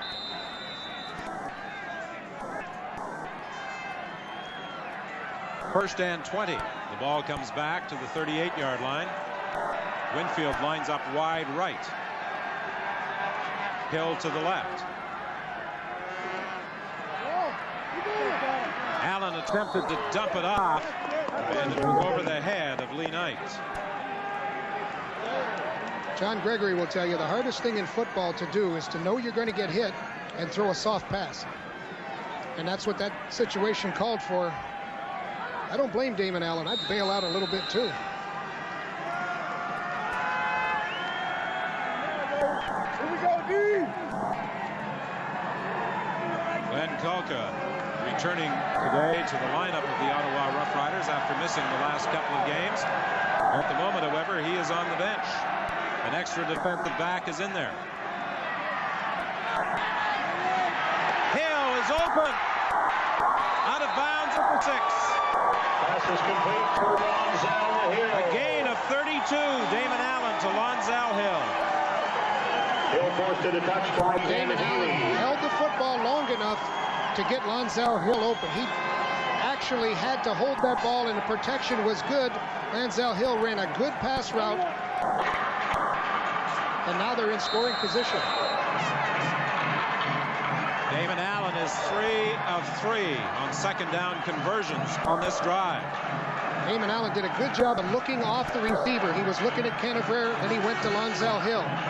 Last week, when they erupted for 38 second quarter points against Toronto, they were able to score when they got into position. Will they score here? No, it's intercepted. Picked off by Sean Footy, the safety. Footy is still on his feet. Footy looking for a block on the sidelines, and he brings it all the way out to the 27. So just when it appeared as though the Ticats might be putting it in the end zone, safety Footy intercept.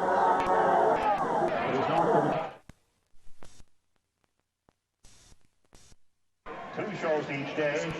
York graduate Sean Footy accepted congratulations from his teammates after intercepting a Damon Allen throw in the end zone intended for Nick Mazzoli. That ball was floated in there, and Footy, as the center fielder, or I like to call him the goalie down in that position, he took advantage of that ball not having any zip on it, and he nearly had a big return. If it hadn't been for, guess who, Damon Allen. First and 10, Ottawa from the 30-yard line. Inside handoff to Barnes. And he'll pick up about 7. It looks as though Ron Smeltzer is going to stay with Barnes at that tailback position all afternoon. I think the surface, the field surface, has something to do with it. Barnes cuts flat-footed. He's always on balance, and that's got a lot to do with how you run on the ice or snow. Second and 3. Barnes again. He has to get to the 40-yard line. He's going to be close to a first down. Rob Smith indicates that the Ottawa Rough Riders have it. Fields and Zizakovic made the tackle. And remember, Ron Smeltzer, the head coach at Ottawa, used to be a line coach, so he loves to see that running game go. Good job here by Smith. Zizakovic gets driven back. Looks like a first down. And the measurement confirms that it is an Ottawa first down. Ron Smeltzer has his team 1 point in front with 7:21 remaining in the third quarter. Gary Wilkerson has returned defensively for Hamilton, replacing Ricky Royal on the right corner.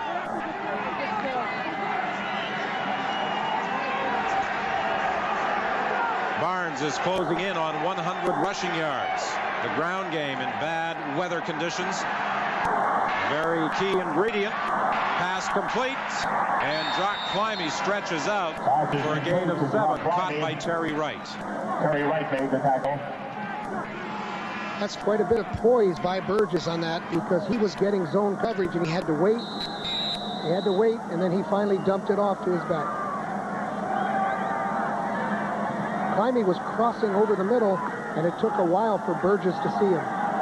We haven't had any official attendance figure announced as yet, but it appears to be in excess of 20,000 watching semifinal action at Ivor Wynne Stadium this afternoon. Moten came up quickly on Barnes. It's incomplete.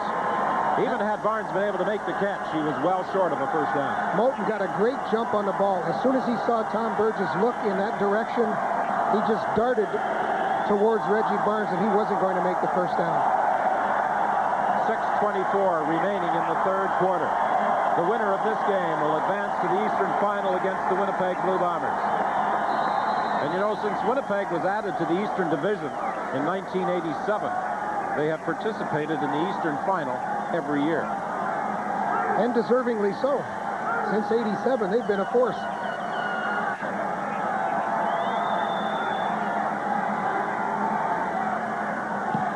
Baker with a good kick. Scott Walker waits for it at the 22.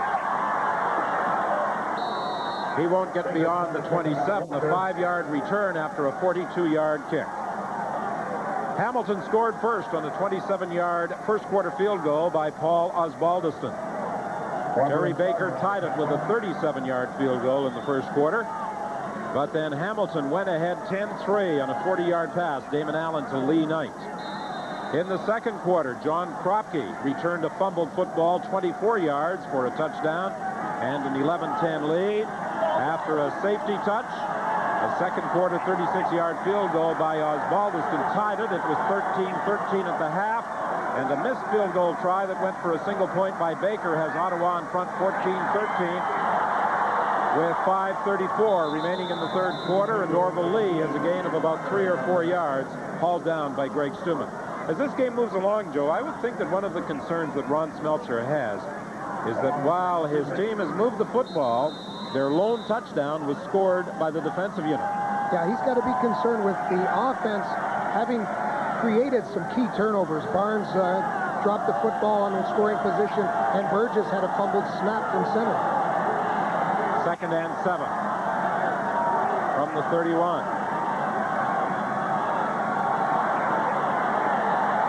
Deep for Nurse, incomplete. He was being covered by Anthony Drawhorn, who celebrates the knockdown. Anthony Drawhorn, you know, it's amazing. He covers so well, but yet he's had 8 interceptions this year. So that means he's looking through the receiver and still is aware of where the quarterback's throwing the football. That's tough to do.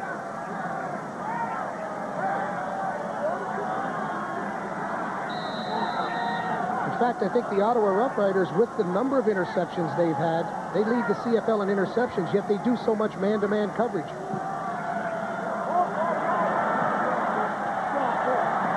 Taylor. Slips as he hits the midfield stripe. That's where Ottawa will scrimmage 1st and 10 after a 10-yard punt return by Taylor. Just had a word with Angelo Snipes, the Rough Riders blitzing linebacker. He says it's getting awful slippery out there now. The field's beginning to ice up, so they're cutting his tape off, and he's going to change his shoes to a pair that have longer spikes on them, longer cleats, because he says traction has become a bit of a problem for him, and he says he's missed a few sacks because of it. Don? You're right, Scott. We saw earlier where he was slipping when in pursuit of Damon Allen. No slipping here for Barnes, as Barnes might go all the way. No, Wiseman gets him and forces him out of bounds, but not before he gets to the 20-yard line. A 35-yard gallop for Reggie Barnes, and that puts him over 100 rushing yards for the day. And on this kind of field, 100 yards is a good job, but you notice his running form. He's on balance. He doesn't try to make those drastic cuts. Keeps both feet under him. Todd Wiseman comes over to save the touchdown. They come right back with Barnes. This time, as he tries to go right, he's stacked up after a gain of a couple of yards.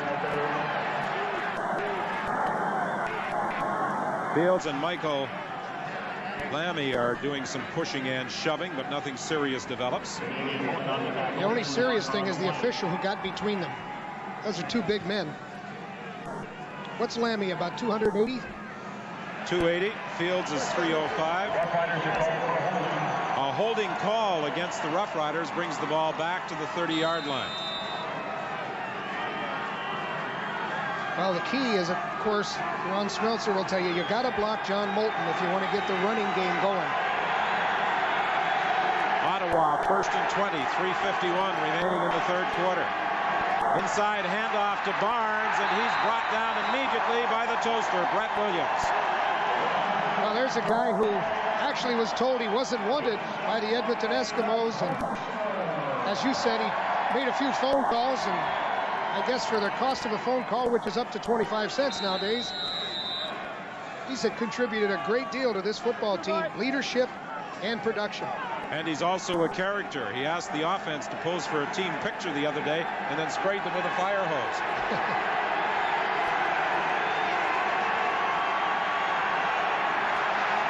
From the shotgun, Burgess is being chased. He throws. Fields knocked it down. Bates had a grip on Burgess, and Burgess is fortunate that he was not intercepted because he threw that one up. You know, I've seen this happen a few times. They throw the football to their offensive line and they don't get called for grounding. Is there something we don't know about this? There's no question that the only people within, as a friend of mine would say, a bull's roar of the football were the offensive linemen. Yeah, and they don't want the football. They don't want to carry that ball. A 40-yard field goal attempt for Terry Baker. It hits the upright. It's a dead ball. Terry Baker made his first field goal try this afternoon from 37 yards out.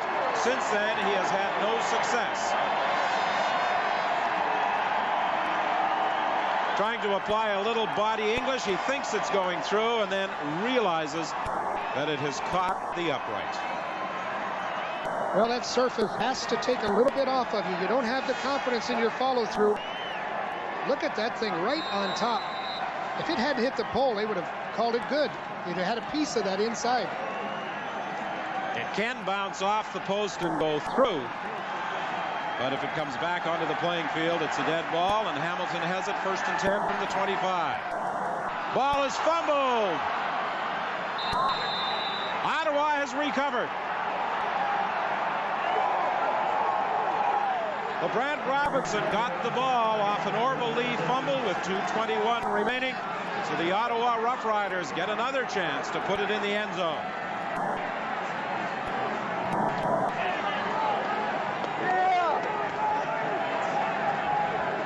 What they were trying to do is do a tackle trap. And that tackle was pulling this way, and he came around to give him the football. And Orville Lee just lost the handle on it. Right into the hands of LeBrand Robinson. First and 10 for Ottawa. They are at the 25. Barnes cuts back, and Barnes is brought down at the 17 by Steve Bates. In 3 of their final 6 regular season games, the Ottawa Roughriders have not scored an offensive touchdown. As a matter of fact, in those 3 games, they didn't score a touchdown at all. Their lone touchdown today was scored by defensive lineman John Kropke on a fumble recovery.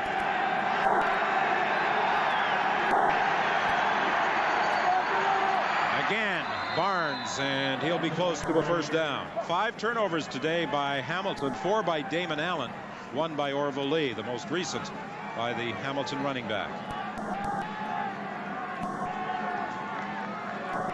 Reggie Barnes is showing excellent balance as he goes through the line. He's just following his linemen, and wherever there's a seam, he'll break it off to that side. But he's not making radical cuts, and he's not trying to go for a touchdown on every play.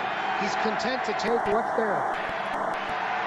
Number 20 for Reggie Barnes as a ball carrier, and he takes it down to the 1-yard line. This could be another first down. It looks as though he has enough, and it will be first and goal. 129 rushing yards now for number 19, Reggie Barnes. Watch the cut that he makes.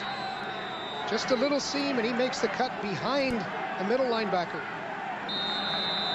They ruled that he was downed at the 2, but it's first and goal for Ottawa from the 2-yard line. A strong game today for Reggie Barnes. And Joe, as you suggested at the start, because of field conditions, the running game could be a definite factor. And Barnes, trying to get to the end zone, is stopped short of the goal line. And it doesn't matter how close they get to the goal line, the ball will be brought back to the 1, since the defense has to give that extra yard. The good thing about Barnes, though, he's the type of back who thrives on a lot of work. Well, he seems to get stronger. Like most workhorse backs, he gets stronger in the 4th quarter. And hey, they're not even into the 4th quarter yet. A lot of the backs will tell you they like to get the ball 25 to 30 times a game. Burgess keeps, he's got a touchdown. So the Ottawa Roughriders are able to capitalize on a Hamilton turnover. The fumble by Orville Lee is converted into a touchdown by Tom Burgess on a short 1-yard run with 6 seconds remaining in the 3rd quarter. And that's what John Gregory told us. Those turnovers that result in touchdowns are the ones that we have to worry about against Ottawa. That's been our downfall every time we played them. The first offensive touchdown of the game results from what? A fumble. 2013, Ottawa leads. Baker adds the point after for an 8-point advantage.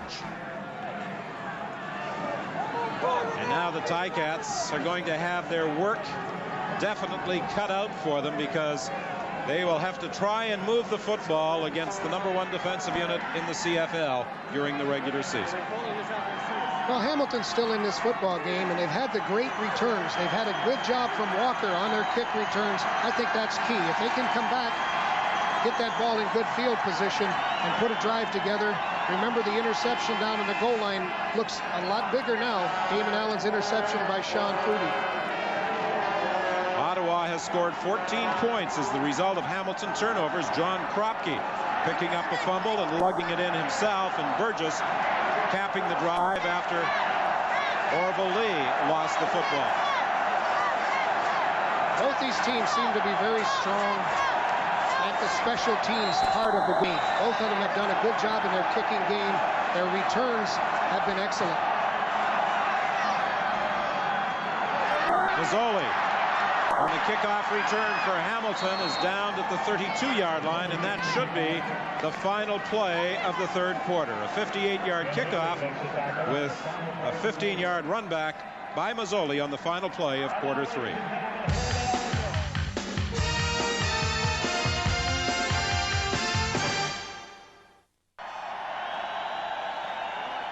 As we prepare to start the 4th quarter, the Ticats are 1st and 10. The ball is at their own 32-yard line, and they trail by 8 points. Damon Allen started the ball game. We saw Don McPherson warming up, but Allen has remained at the controls. Lonzell Hill will be close to a first down, taken down by Patrick Wayne and Charles Gordon. Statistically, the Ottawa Roughriders have an edge 282 yards to 184 for Hamilton. But the key statistic is the fact that Ottawa was able to score 14 points off Hamilton turnovers. You know, I looked down at 3 of those turnovers could have been touchdowns. 2 of them, of course, for Ottawa, and then 1 of them in the end zone for Hamilton. First and 10, Hamilton, the ball at the 42. Winfield comes wide right. Hill lines up left. Orville Lee tries the left side and will be stopped after an advance of about 3 yards. Robinson makes the tackle. Somewhat surprising today that the Ticats haven't been going to their leading receiver all year, Ken of Rare, that much. Jovanovic did a good job on Kropke there. That could have been a holding call if you want to press the point. Kropke comes out of the ball game, an extra defensive back. Ken Haley comes in. Here comes the pressure, and Allen lost the football. It's still loose, and he was able to recover.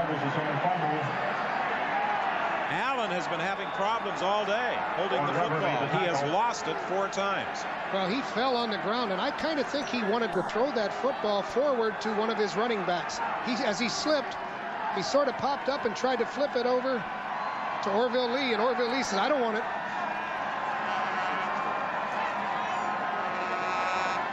As we look over at the Hamilton bench, we again see that Don McPherson is beginning to warm up. So maybe we are about to witness a quarterbacking change. Tramel Taylor fields the punt. Roger Henning catches up with him and takes him out of bounds at the 41.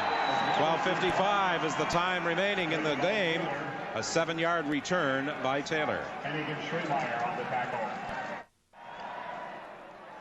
We remind you that immediately following this Eastern semifinal, we'll be going to Commonwealth Stadium in Edmonton for the Western semifinal featuring Saskatchewan and Edmonton. Coming up immediately following this Ottawa-Hamilton Eastern semifinal.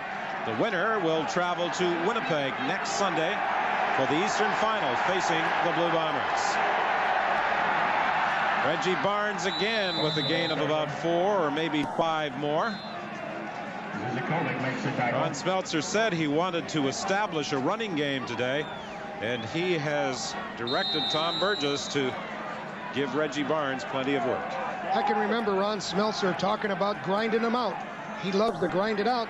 John Gregory, on the other hand, he likes to throw the football. He's been a passing coach in his whole background. Anticipating a pass, Henning comes in for Hamilton. Zizakovic goes out. Burgess, however, gives it to Barnes. He won't get a first down. He's stopped at the 50, 2 yards short by Fields and Williams. Well, there's Brett Williams, the guy who some people felt was too old, but he still has that ability to get rid of blockers. Watch him shed. He's got to read, screen, and draw. That's really his job. He's not the guy that rushes the passer.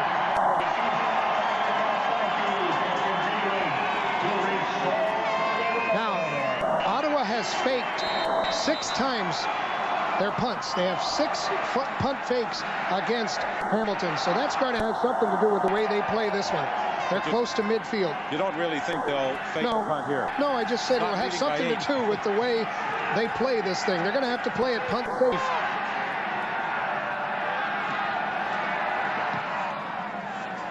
Terry Baker's 3rd down punt. Bounces to Scott Walker. Got away from Weber, but Weber slowed him up enough for Sean Footy to finish the job. Scott? Well, Don, after the BC Lions finished 3-15 this season, Bill Comrie cut Bob Obilovich loose, his coach and general manager, on Friday. Comrie says he wants to split the jobs. Definitely want to split the jobs. We want to have a coach and a separate general manager. I just don't think that it works that you can have a coach come and tell a player he's the greatest player around, and then negotiate with him and say that he's really not worth that much. You know, I think you need it's a separate position. And as we heard on Live at the Half, Mike Riley is a candidate for the head coaching job in BC. Contingent, Don, I suppose, on what happens with expansion and if the CFL is in San Antonio next season. Well, Don McPherson is in at quarterback, replacing Damon Allen. There was a holding call on the punt return against Hamilton. They have been backed up. Kenneth Rare looks for the pass, and he got turned around, couldn't make the catch. He was being covered by Daniel Hunter. And remember what opponents say about Don McPherson. He not only has the running ability of a Damon Allen, but he seems to have a quicker release.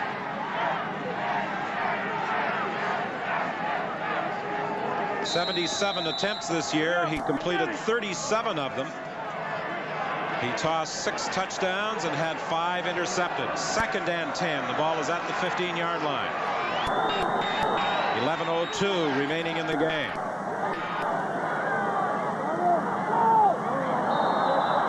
His throw intended for Hill falls short of the target. Hill trying to get into his pattern slipped on the artificial turf at Iverwin Stadium.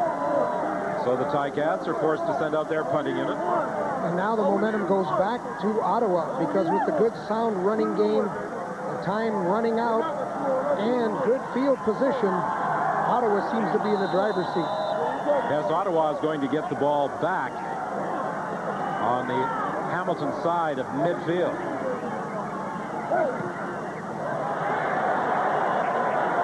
Baker's best kick of the day. Tremel Taylor took it at midfield and returns it to the 46-yard line.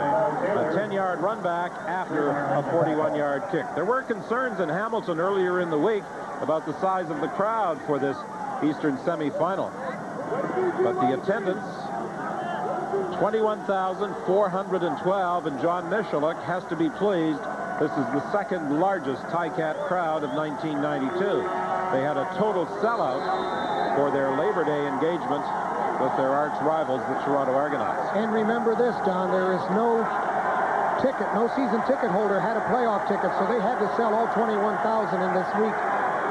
Ticats did a lot of work in promoting this Eastern semifinal. And they, from a management standpoint, and the players as well, would like to be rewarded by advancing to the Eastern final against the Winnipeg Blue Bombers, but they're having problems right now with the Ottawa Rough Riders, who lead by 8. Reggie Barnes stopped by Brett Williams and David Bailey after a pickup of 2. Frequently, Brett Williams has to cover 2 gaps. He has to cover the left or right side of that center, and that's a tough job. Look at how beat up and bloody he is, but he's getting the job done. He's been involved in the middle of Hamilton's defensive line all afternoon. Burgess with pretty good protection. He's going to run it. He gets a block and will get a first down, taking it to the 34. Rob Smith got upfield to throw a key block, enabling Burgess to sneak through an opening. Yeah, and it looked like Smith was going to get in his way, but he did get the block, and then Roger Henning missed him. So this is a gutsy play for Tom Burgess with the bad knee, the bad shoulder. He makes Henning miss, and he gets a nice first down. There's Rob Smith, number 58. Opening the hole for Burgess to get a first down. 1st and 10 from the 34. Reggie Barnes once again with the gain of about 2 yards. There's Angelo Snipes. He's waiting to get back into that ball game. You know, in that last series when he was in there, he made a tackle on his knees. He was actually lying down. He scrambled up and dove and made a tackle on Damon Allen. I think he'd be quite content, though, to remain on the bench for the final 8 minutes and 42 seconds. Well, if they had the ball, I guess you're right. Tom Burgess has improved his performance in the second half of the ball game, and he continues to complete passes. As Conrad gets another first down for Ottawa, tackled by safety Todd Wiseman. Yeah, they're a little upset on the Hamilton side. They thought that was a pick. They were blitzing Terry Wright. He's right in the face. Wright is right in the face of the quarterback. And those crossing receivers, they picked off Wiseman. And you can see Bobby Dawson. He's doing some ice skating out there. Barnes with a big hole to the 10-yard line. It looks as though he's going to be about a yard short of a first down. Well, John Gregory glances up. He sees his team trailing by 8, but he also sees that clock ticking away. 7:42 remaining in the game. Yeah, I think they're looking at the clock as much as they're looking at this drive. They want to get that football back, but if it's a touchdown, it's academic. Barnes again. He gets the first down to about the 7, so it will be first and goal for the Ottawa Rough Riders. And if Hamilton can hold him to a field goal, they're still very much in the ballgame. 27 carries now for Reggie Barnes for 153 yards. Would you call that a good day's work? Excellent day's work. Could be the best day of the year for Reggie Barnes, who opened the season with 161 yards against Toronto. First and goal. Burgess throws to the end zone. Touchdown! Jock Climby hauled it in. Riders may have just put this one away. Yeah, I think exactly what you were saying earlier. Tom Burgess can read the defenses. He saw the blitz coming. He did an audible. You get people up on the line of scrimmage. He got the ball off just in time. Terry Wright was coming in on him. But he read that defense perfectly, changed the play at the line of scrimmage. How about this guy? Who has had a career year, scores the touchdown to make it 27-13, and Terry Baker adds the point after. And with 6:47 remaining, the Ottawa Rough Riders lead by 15.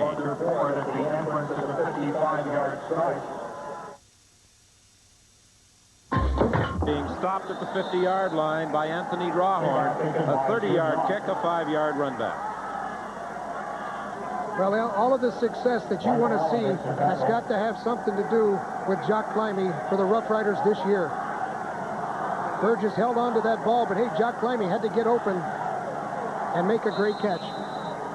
Burgess could feel Terry Wright coming on the blitz, but he was able to spot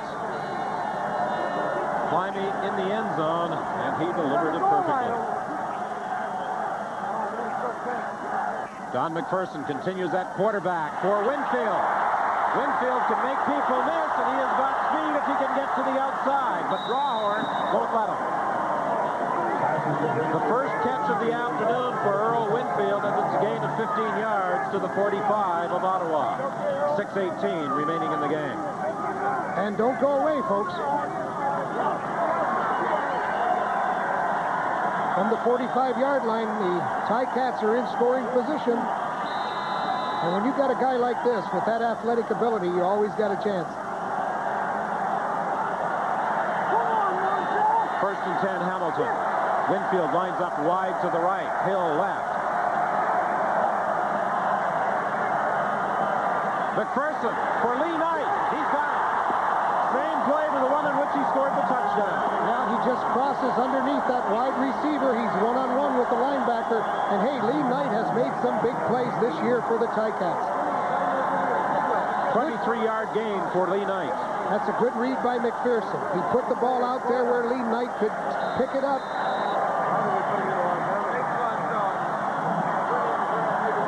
Really puts the defense in a bind because they don't know which side to cover. They've got to cover Lee Knight as though he's a receiver, and he's really a running back. He's had 5 catches today for 90 yards. First and 10 from the 21. McPherson throws to the end zone for Winfield. Just beyond his reach. He was being covered by Les Brown. There's a penalty flag on the other side of the field down about the 3-yard line. Donzel Hill is shaking his head. Yep, he got the call. A penalty call against Ottawa. 5:42 the time remaining. Well, Hamilton's got to get this one in the end zone and then hope to stop that running game of Ottawa. Illegal contact on another receiver. Ottawa number 26. First down, Hamilton. Charles Gordon called for the illegal contact. It's first and 10 from the 12-yard line. And McPherson got that penalty because he was looking at Lee Knight.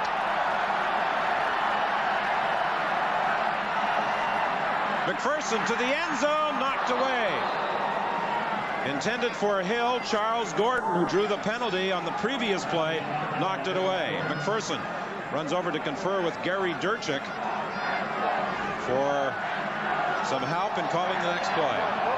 Well, he wanted to make sure they got the call. You can see John Gregory signaling with the fingers. Ken Avrere does a good job of blocking. We talked about him before. Hey, he's taken down the big guy, LeBrant Robinson. He's done a pretty good job all afternoon of picking up LeBrant Robinson. McPherson, under pressure, throws to the end zone. Touchdown. No, they rule it no catch. But there is a penalty flag. And McPherson showed some courage, Don. He had 3 guys breathing right down his neck, and he waited and waited and finally got that football out there. Was it not caught?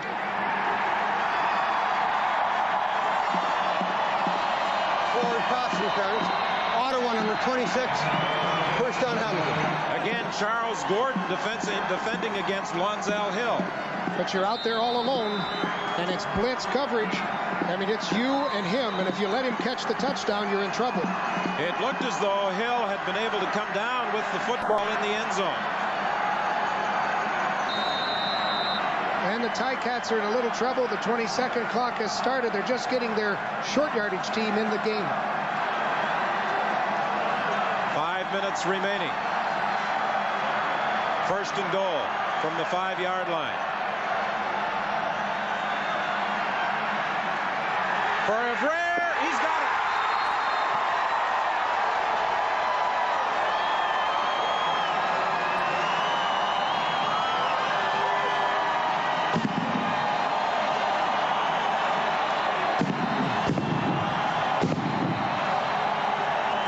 As you suggested, Joe, this one is not over. The Hamilton Ticats, under the direction of Don McPherson and with the benefit of a couple of penalty calls, get a touchdown with McPherson hitting Ken Avrere in the end zone. Avrere makes the break outside, and you can see his wide receiver, Hill, cleared things for him, and McPherson showed great touch on the football. Paul Osbaldiston adds the point after. So it's 28-20 with 4:47 remaining in the Eastern semifinal at Ivor Wynne Stadium. Syracuse product Don McPherson, coming off the bench, has engineered a touchdown drive hitting Ken Avrere in the end zone. Joe, might this game come down to a 2-point conversion attempt? It might come down to that decision, Don. What would you do? Well, you'd have to go for 2. Tramel Taylor starts out from the 20-yard line. There's a penalty flag in the play as Tramel Taylor loses the football at the 45.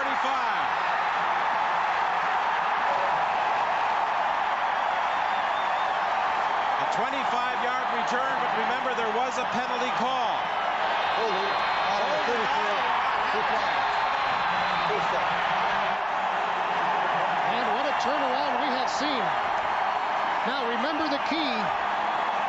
McPherson has a quicker release, same mobility as Damon Allen, but I liked his take charge, Don. He asked for his substitutions from the bench. He got the plays from the bench and made sure the calls were correct. So he's showing a little poise. First and 10 Hamilton. The ball is at the 45-yard line. The Ticats trail by 8 points. 4:28 with the clock running, the time remaining. McPherson lost the exchange from center. I think he was able to get it back. It will be a loss of about 2 yards.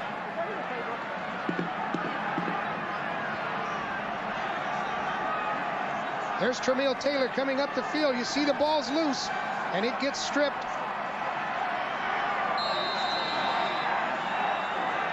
Joe Yock and Corus Irvin were able to strip the football from Tramel Taylor. And the Ticats do that on purpose. They go right for the football. Second and 12, Hamilton. McPherson has it knocked down by Les Brown. It was intended for Winfield. There is a flag down.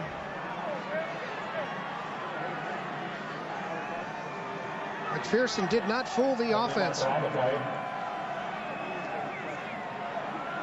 67. The holding call declined. And guess who it's on? Whenever you got to block Snipes, Jovanovic had a tough time. McPherson really telegraphed that last ball. He looked exactly where he was going to throw the whole time. That gave the defense of Ottawa a chance to make the break. Wasn't much doubt about the holding call. Jovanovic really stretched the jersey of Angelo Snipes in trying to prevent him from getting to the quarterback. 3:46 is the time remaining. Osbaldiston today has been slightly below his seasonal punting average.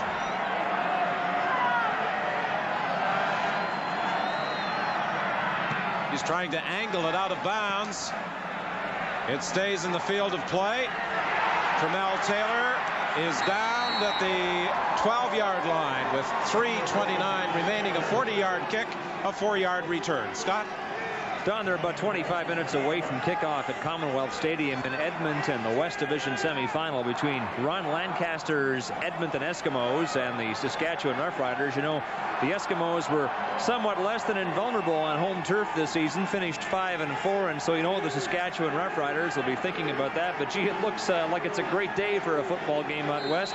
None of the snow that we see here today. There's Ron Lancaster in conversation with the officials, and again we'll go there as soon as this game is complete. Well, it looked a couple of minutes ago as though the Ottawa Roughriders were totally in control, but it's now an 8-point game with 3:15 remaining. Hand off to Reggie Barnes, and Barnes will get a couple of yards before he's stopped by Brett Williams.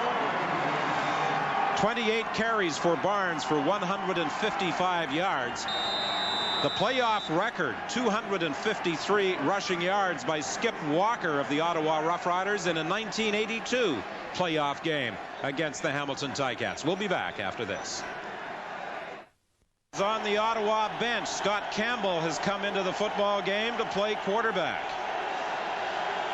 Well, you're playing quarterback. How would you like to go into a playoff game on your own 13, 14-yard line?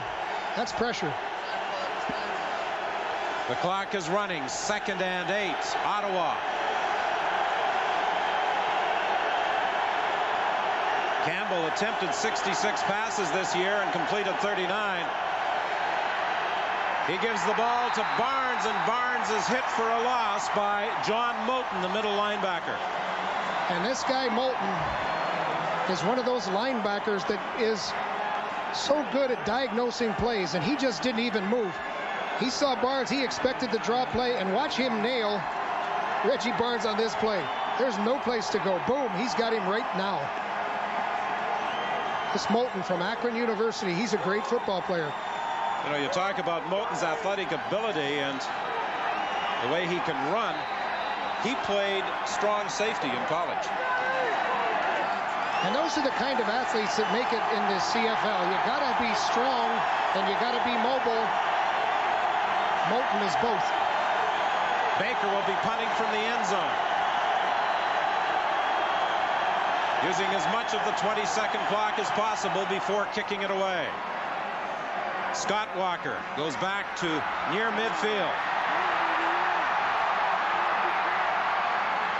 Good diving tackle by Sean Foodie. Foodie's played himself a fine game today for Ottawa. An interception in the end zone and a number of key tackles, including that one limiting the return to 1 yard. Well, Foodie did a great job here. If he doesn't do this on the contain, Walker has that speed. He went 60 yards last week against Toronto, so Foodie could have saved a touchdown on that play. 2:08 is the time remaining. 28-20. Ottawa leads Hamilton. Winfield lines up wide right. McPherson continues at quarterback. McPherson look deep. Now pumps, now decides to run the ball, and is taken out of bounds, and there's a penalty flag on a late hit on McPherson as he got down to the 44. Remember, there's a short wall on that side of the field, and I know that had something to do with the official's decision. That's a good call. He was already clearly going out of bounds, and there's the wall. And I remember a few years ago, a guy named Turner Gill ended his career, and that wall had something to do with it. Necessary number, Ottawa number 15, first down Hamilton. 1:58 is the time remaining. Les Brown put the late hit on Don McPherson. He was already out of bounds. Good call by the officials.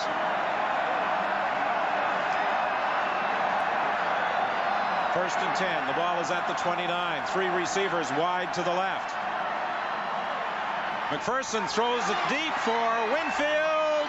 Incomplete. Les Brown did an excellent job of defending against Winfield.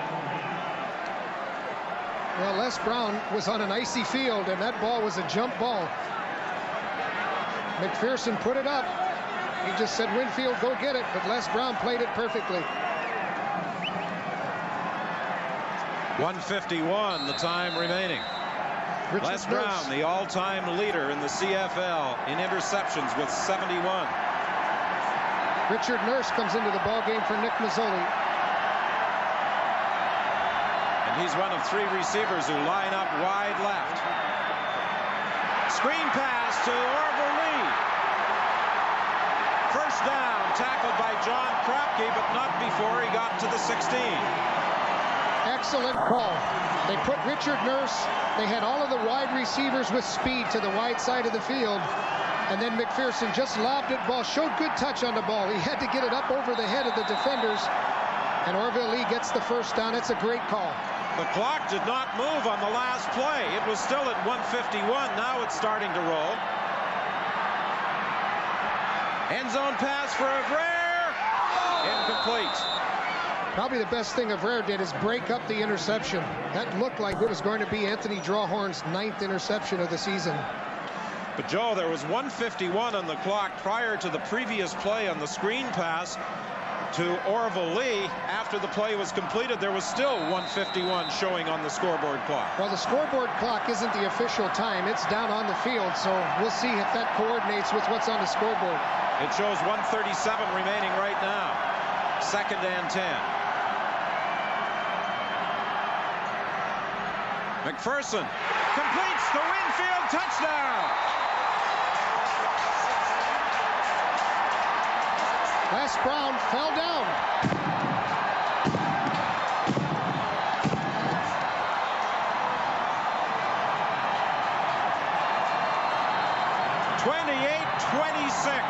Ottawa leads. Now decision time. Now I believe there is Winfield on the ground. He just jumped back up. Les Brown covered him perfectly. He slipped when he went down, he went down. Les Brown got up though. And Winfield is in for the touchdown. Now every team has a 2-point play they work on all year. This is probably Hamilton's first shot at using their 2-point play. This is rehearsed all season. A 2-point convert attempt by the Ticats. Into the end zone, knocked away by Drawhorn. It was intended for Avrere. But you know, I think Drawhorn may have forgotten that it's a live ball on the 2-point convert attempt. Had he intercepted, he had a lot of room down the sidelines. He was quite content simply to knock him down. Yeah, he probably forgot the rule is if you get the interception, you can't score 2 points. That's still a live ball. 1:31 is the time remaining. Drawhorn knocking the ball down as the Ticats went for the 2-point convert. 28-26, Ottawa leads. 1:31 is the time showing on the scoreboard clock, and we hope that is now in sync with the official timekeeper. Would we see an onside kick? I think they got enough time to get the ball back. I don't think he'll kick it onside. Remember, the clock stops. They haven't used their timeout, and the clock stops after every play. Osbaldiston executed a short kickoff in the first half. This one he is going to drive deep, however. Tramel Taylor takes it at the 15. And he goes out of bounds at the Hamilton bench in front of Bates. And Smeltzer doesn't want him out of bounds. He wanted him to stay in bounds. Don't go out of bounds and stop the clock. The clock is stopped with 1:27 remaining. A 60-yard kickoff, a 12-yard return. And Campbell is going to continue at quarterback. Burgess remains on the bench. Oh, boy.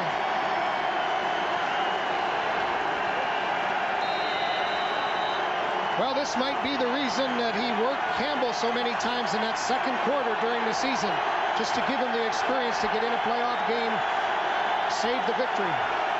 The clock does not start until the ball is snapped. The handoff to Reggie Barnes. He's stopped right at the line of scrimmage by Jeff Fields. Well, they should use their timeout. 1:24. Yeah, John Gregory's telling him to use the timeout after this play. Reggie Barnes certainly moving up the list for number of carries in a playoff encounter. 30 times he has lugged the football this afternoon. 1:08, the time remaining. Faked inside to Barnes, and this is something that Campbell can do. Run with the ball, but he won't get a first down. It looked as though he was stopped short at the 34. And you could see John Moulton slipped, he lost his feet, and it looked like Campbell had the chance. That's why he had him in there, obviously, was for that bootleg. Well, they spot the ball just shy of the 35-yard line. It's over a yard if the markers are correct.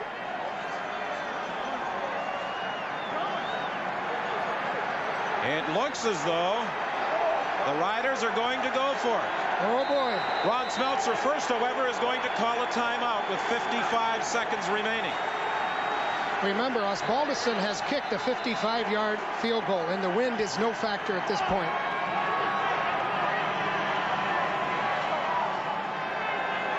Even after the timeout had been called, the clock continued to run.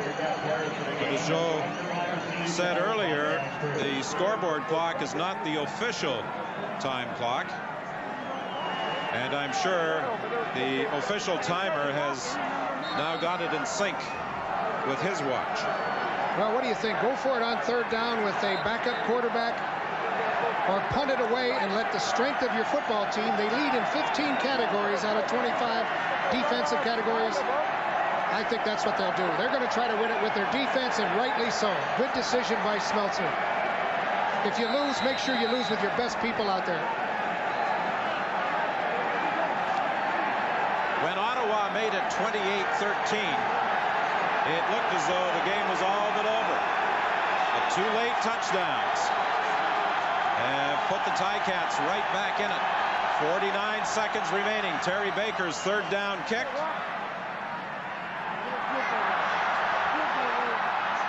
Scott Walker runs into one of his own men and gets inside Ottawa's half of midfield. They only need about 10 yards to get in Osbaldiston's range. 37 seconds, but they still have their timeout. Remember, Ottawa called the timeout. Anxious seconds for John Michalik and Joe Zuger as they watch from the press box. 37 seconds showing on the clock. Hill goes wide left. Will Ottawa be conservative, or will they go after them? McPherson to Winfield. Winfield trying to get out of bounds, and he does, but short of a first down. Taken down by Daniel Hunter. 32 seconds remaining. They're in field goal range. Osbaldiston has kicked a 55-yarder. They're on the 47. John Gregory has seen some last-second drama from a kicker before in 1989, just down the road at Skydome. He certainly has. And he's got a lot of confidence in Osbaldiston. This will be an interesting call.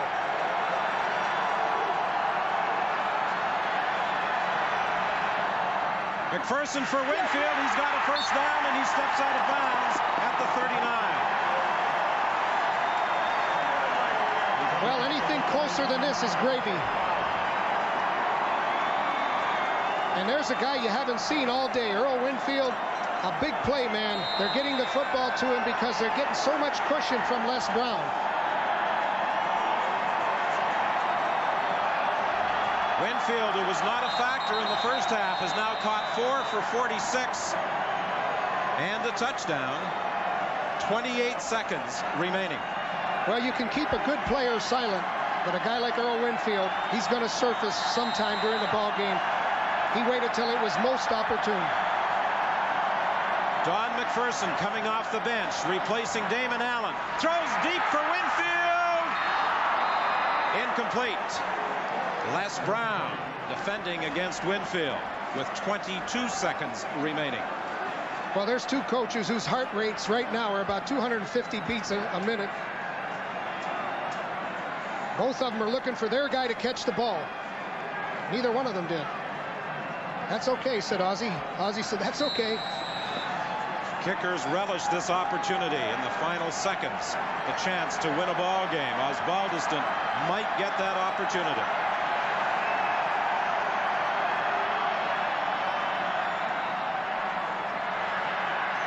McPherson got away from some pressure. Incomplete. In and out of the hands of Nick Mazzoli. He was covered by Anthony Drawhorn. Well, at least they wasted a lot of time. From Hamilton's standpoint, it's down to 15 seconds. So Paul Osbaldiston is the man under the gun. Has he ever kicked a bigger one?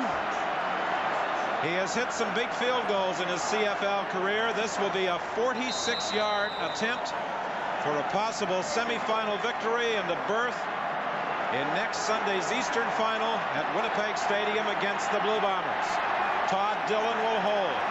15 seconds remain. 28-26. Osbaldiston's kick is good.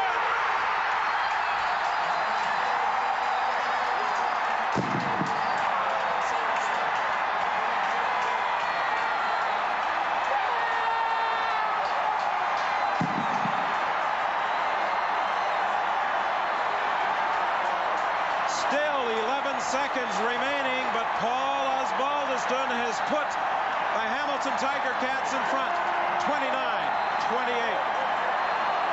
And you know, all of those times that the football team, the big linemen usually tell those kickers, when are you going to do something? Well, he did something.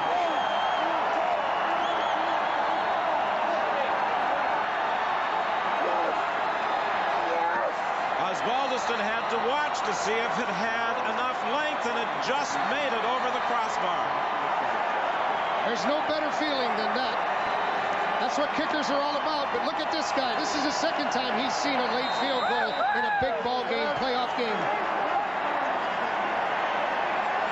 The 1989 Grey Cup game was won on a last-second field goal by the Saskatchewan Roughriders when John Gregory was their head coach. David Ridgway splitting the uprights. Campbell throwing deep, intended for Stephan Jones. Incomplete. 3 seconds remaining. Terry Wright was very close to having a penalty called on him. Of course, when a linebacker is 50 yards deep, I guess you shouldn't call a penalty. Scott Campbell threw it up there, and the Roughriders were hoping that there would be a penalty call. And I think John Gregory will talk to Terry Wright about that. Don't play it so close, son. Last play of the game, if there's no penalty.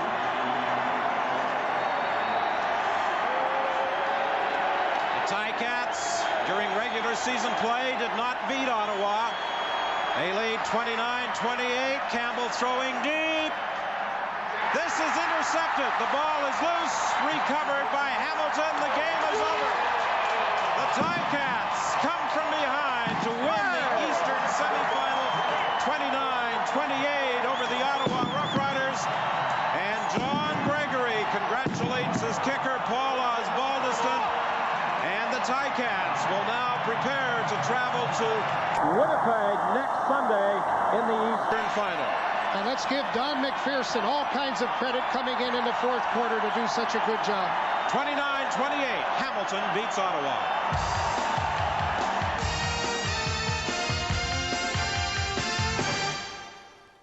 29-28 for Hamilton over Ottawa. The remarkable turnaround continues now for the Ticats. Last season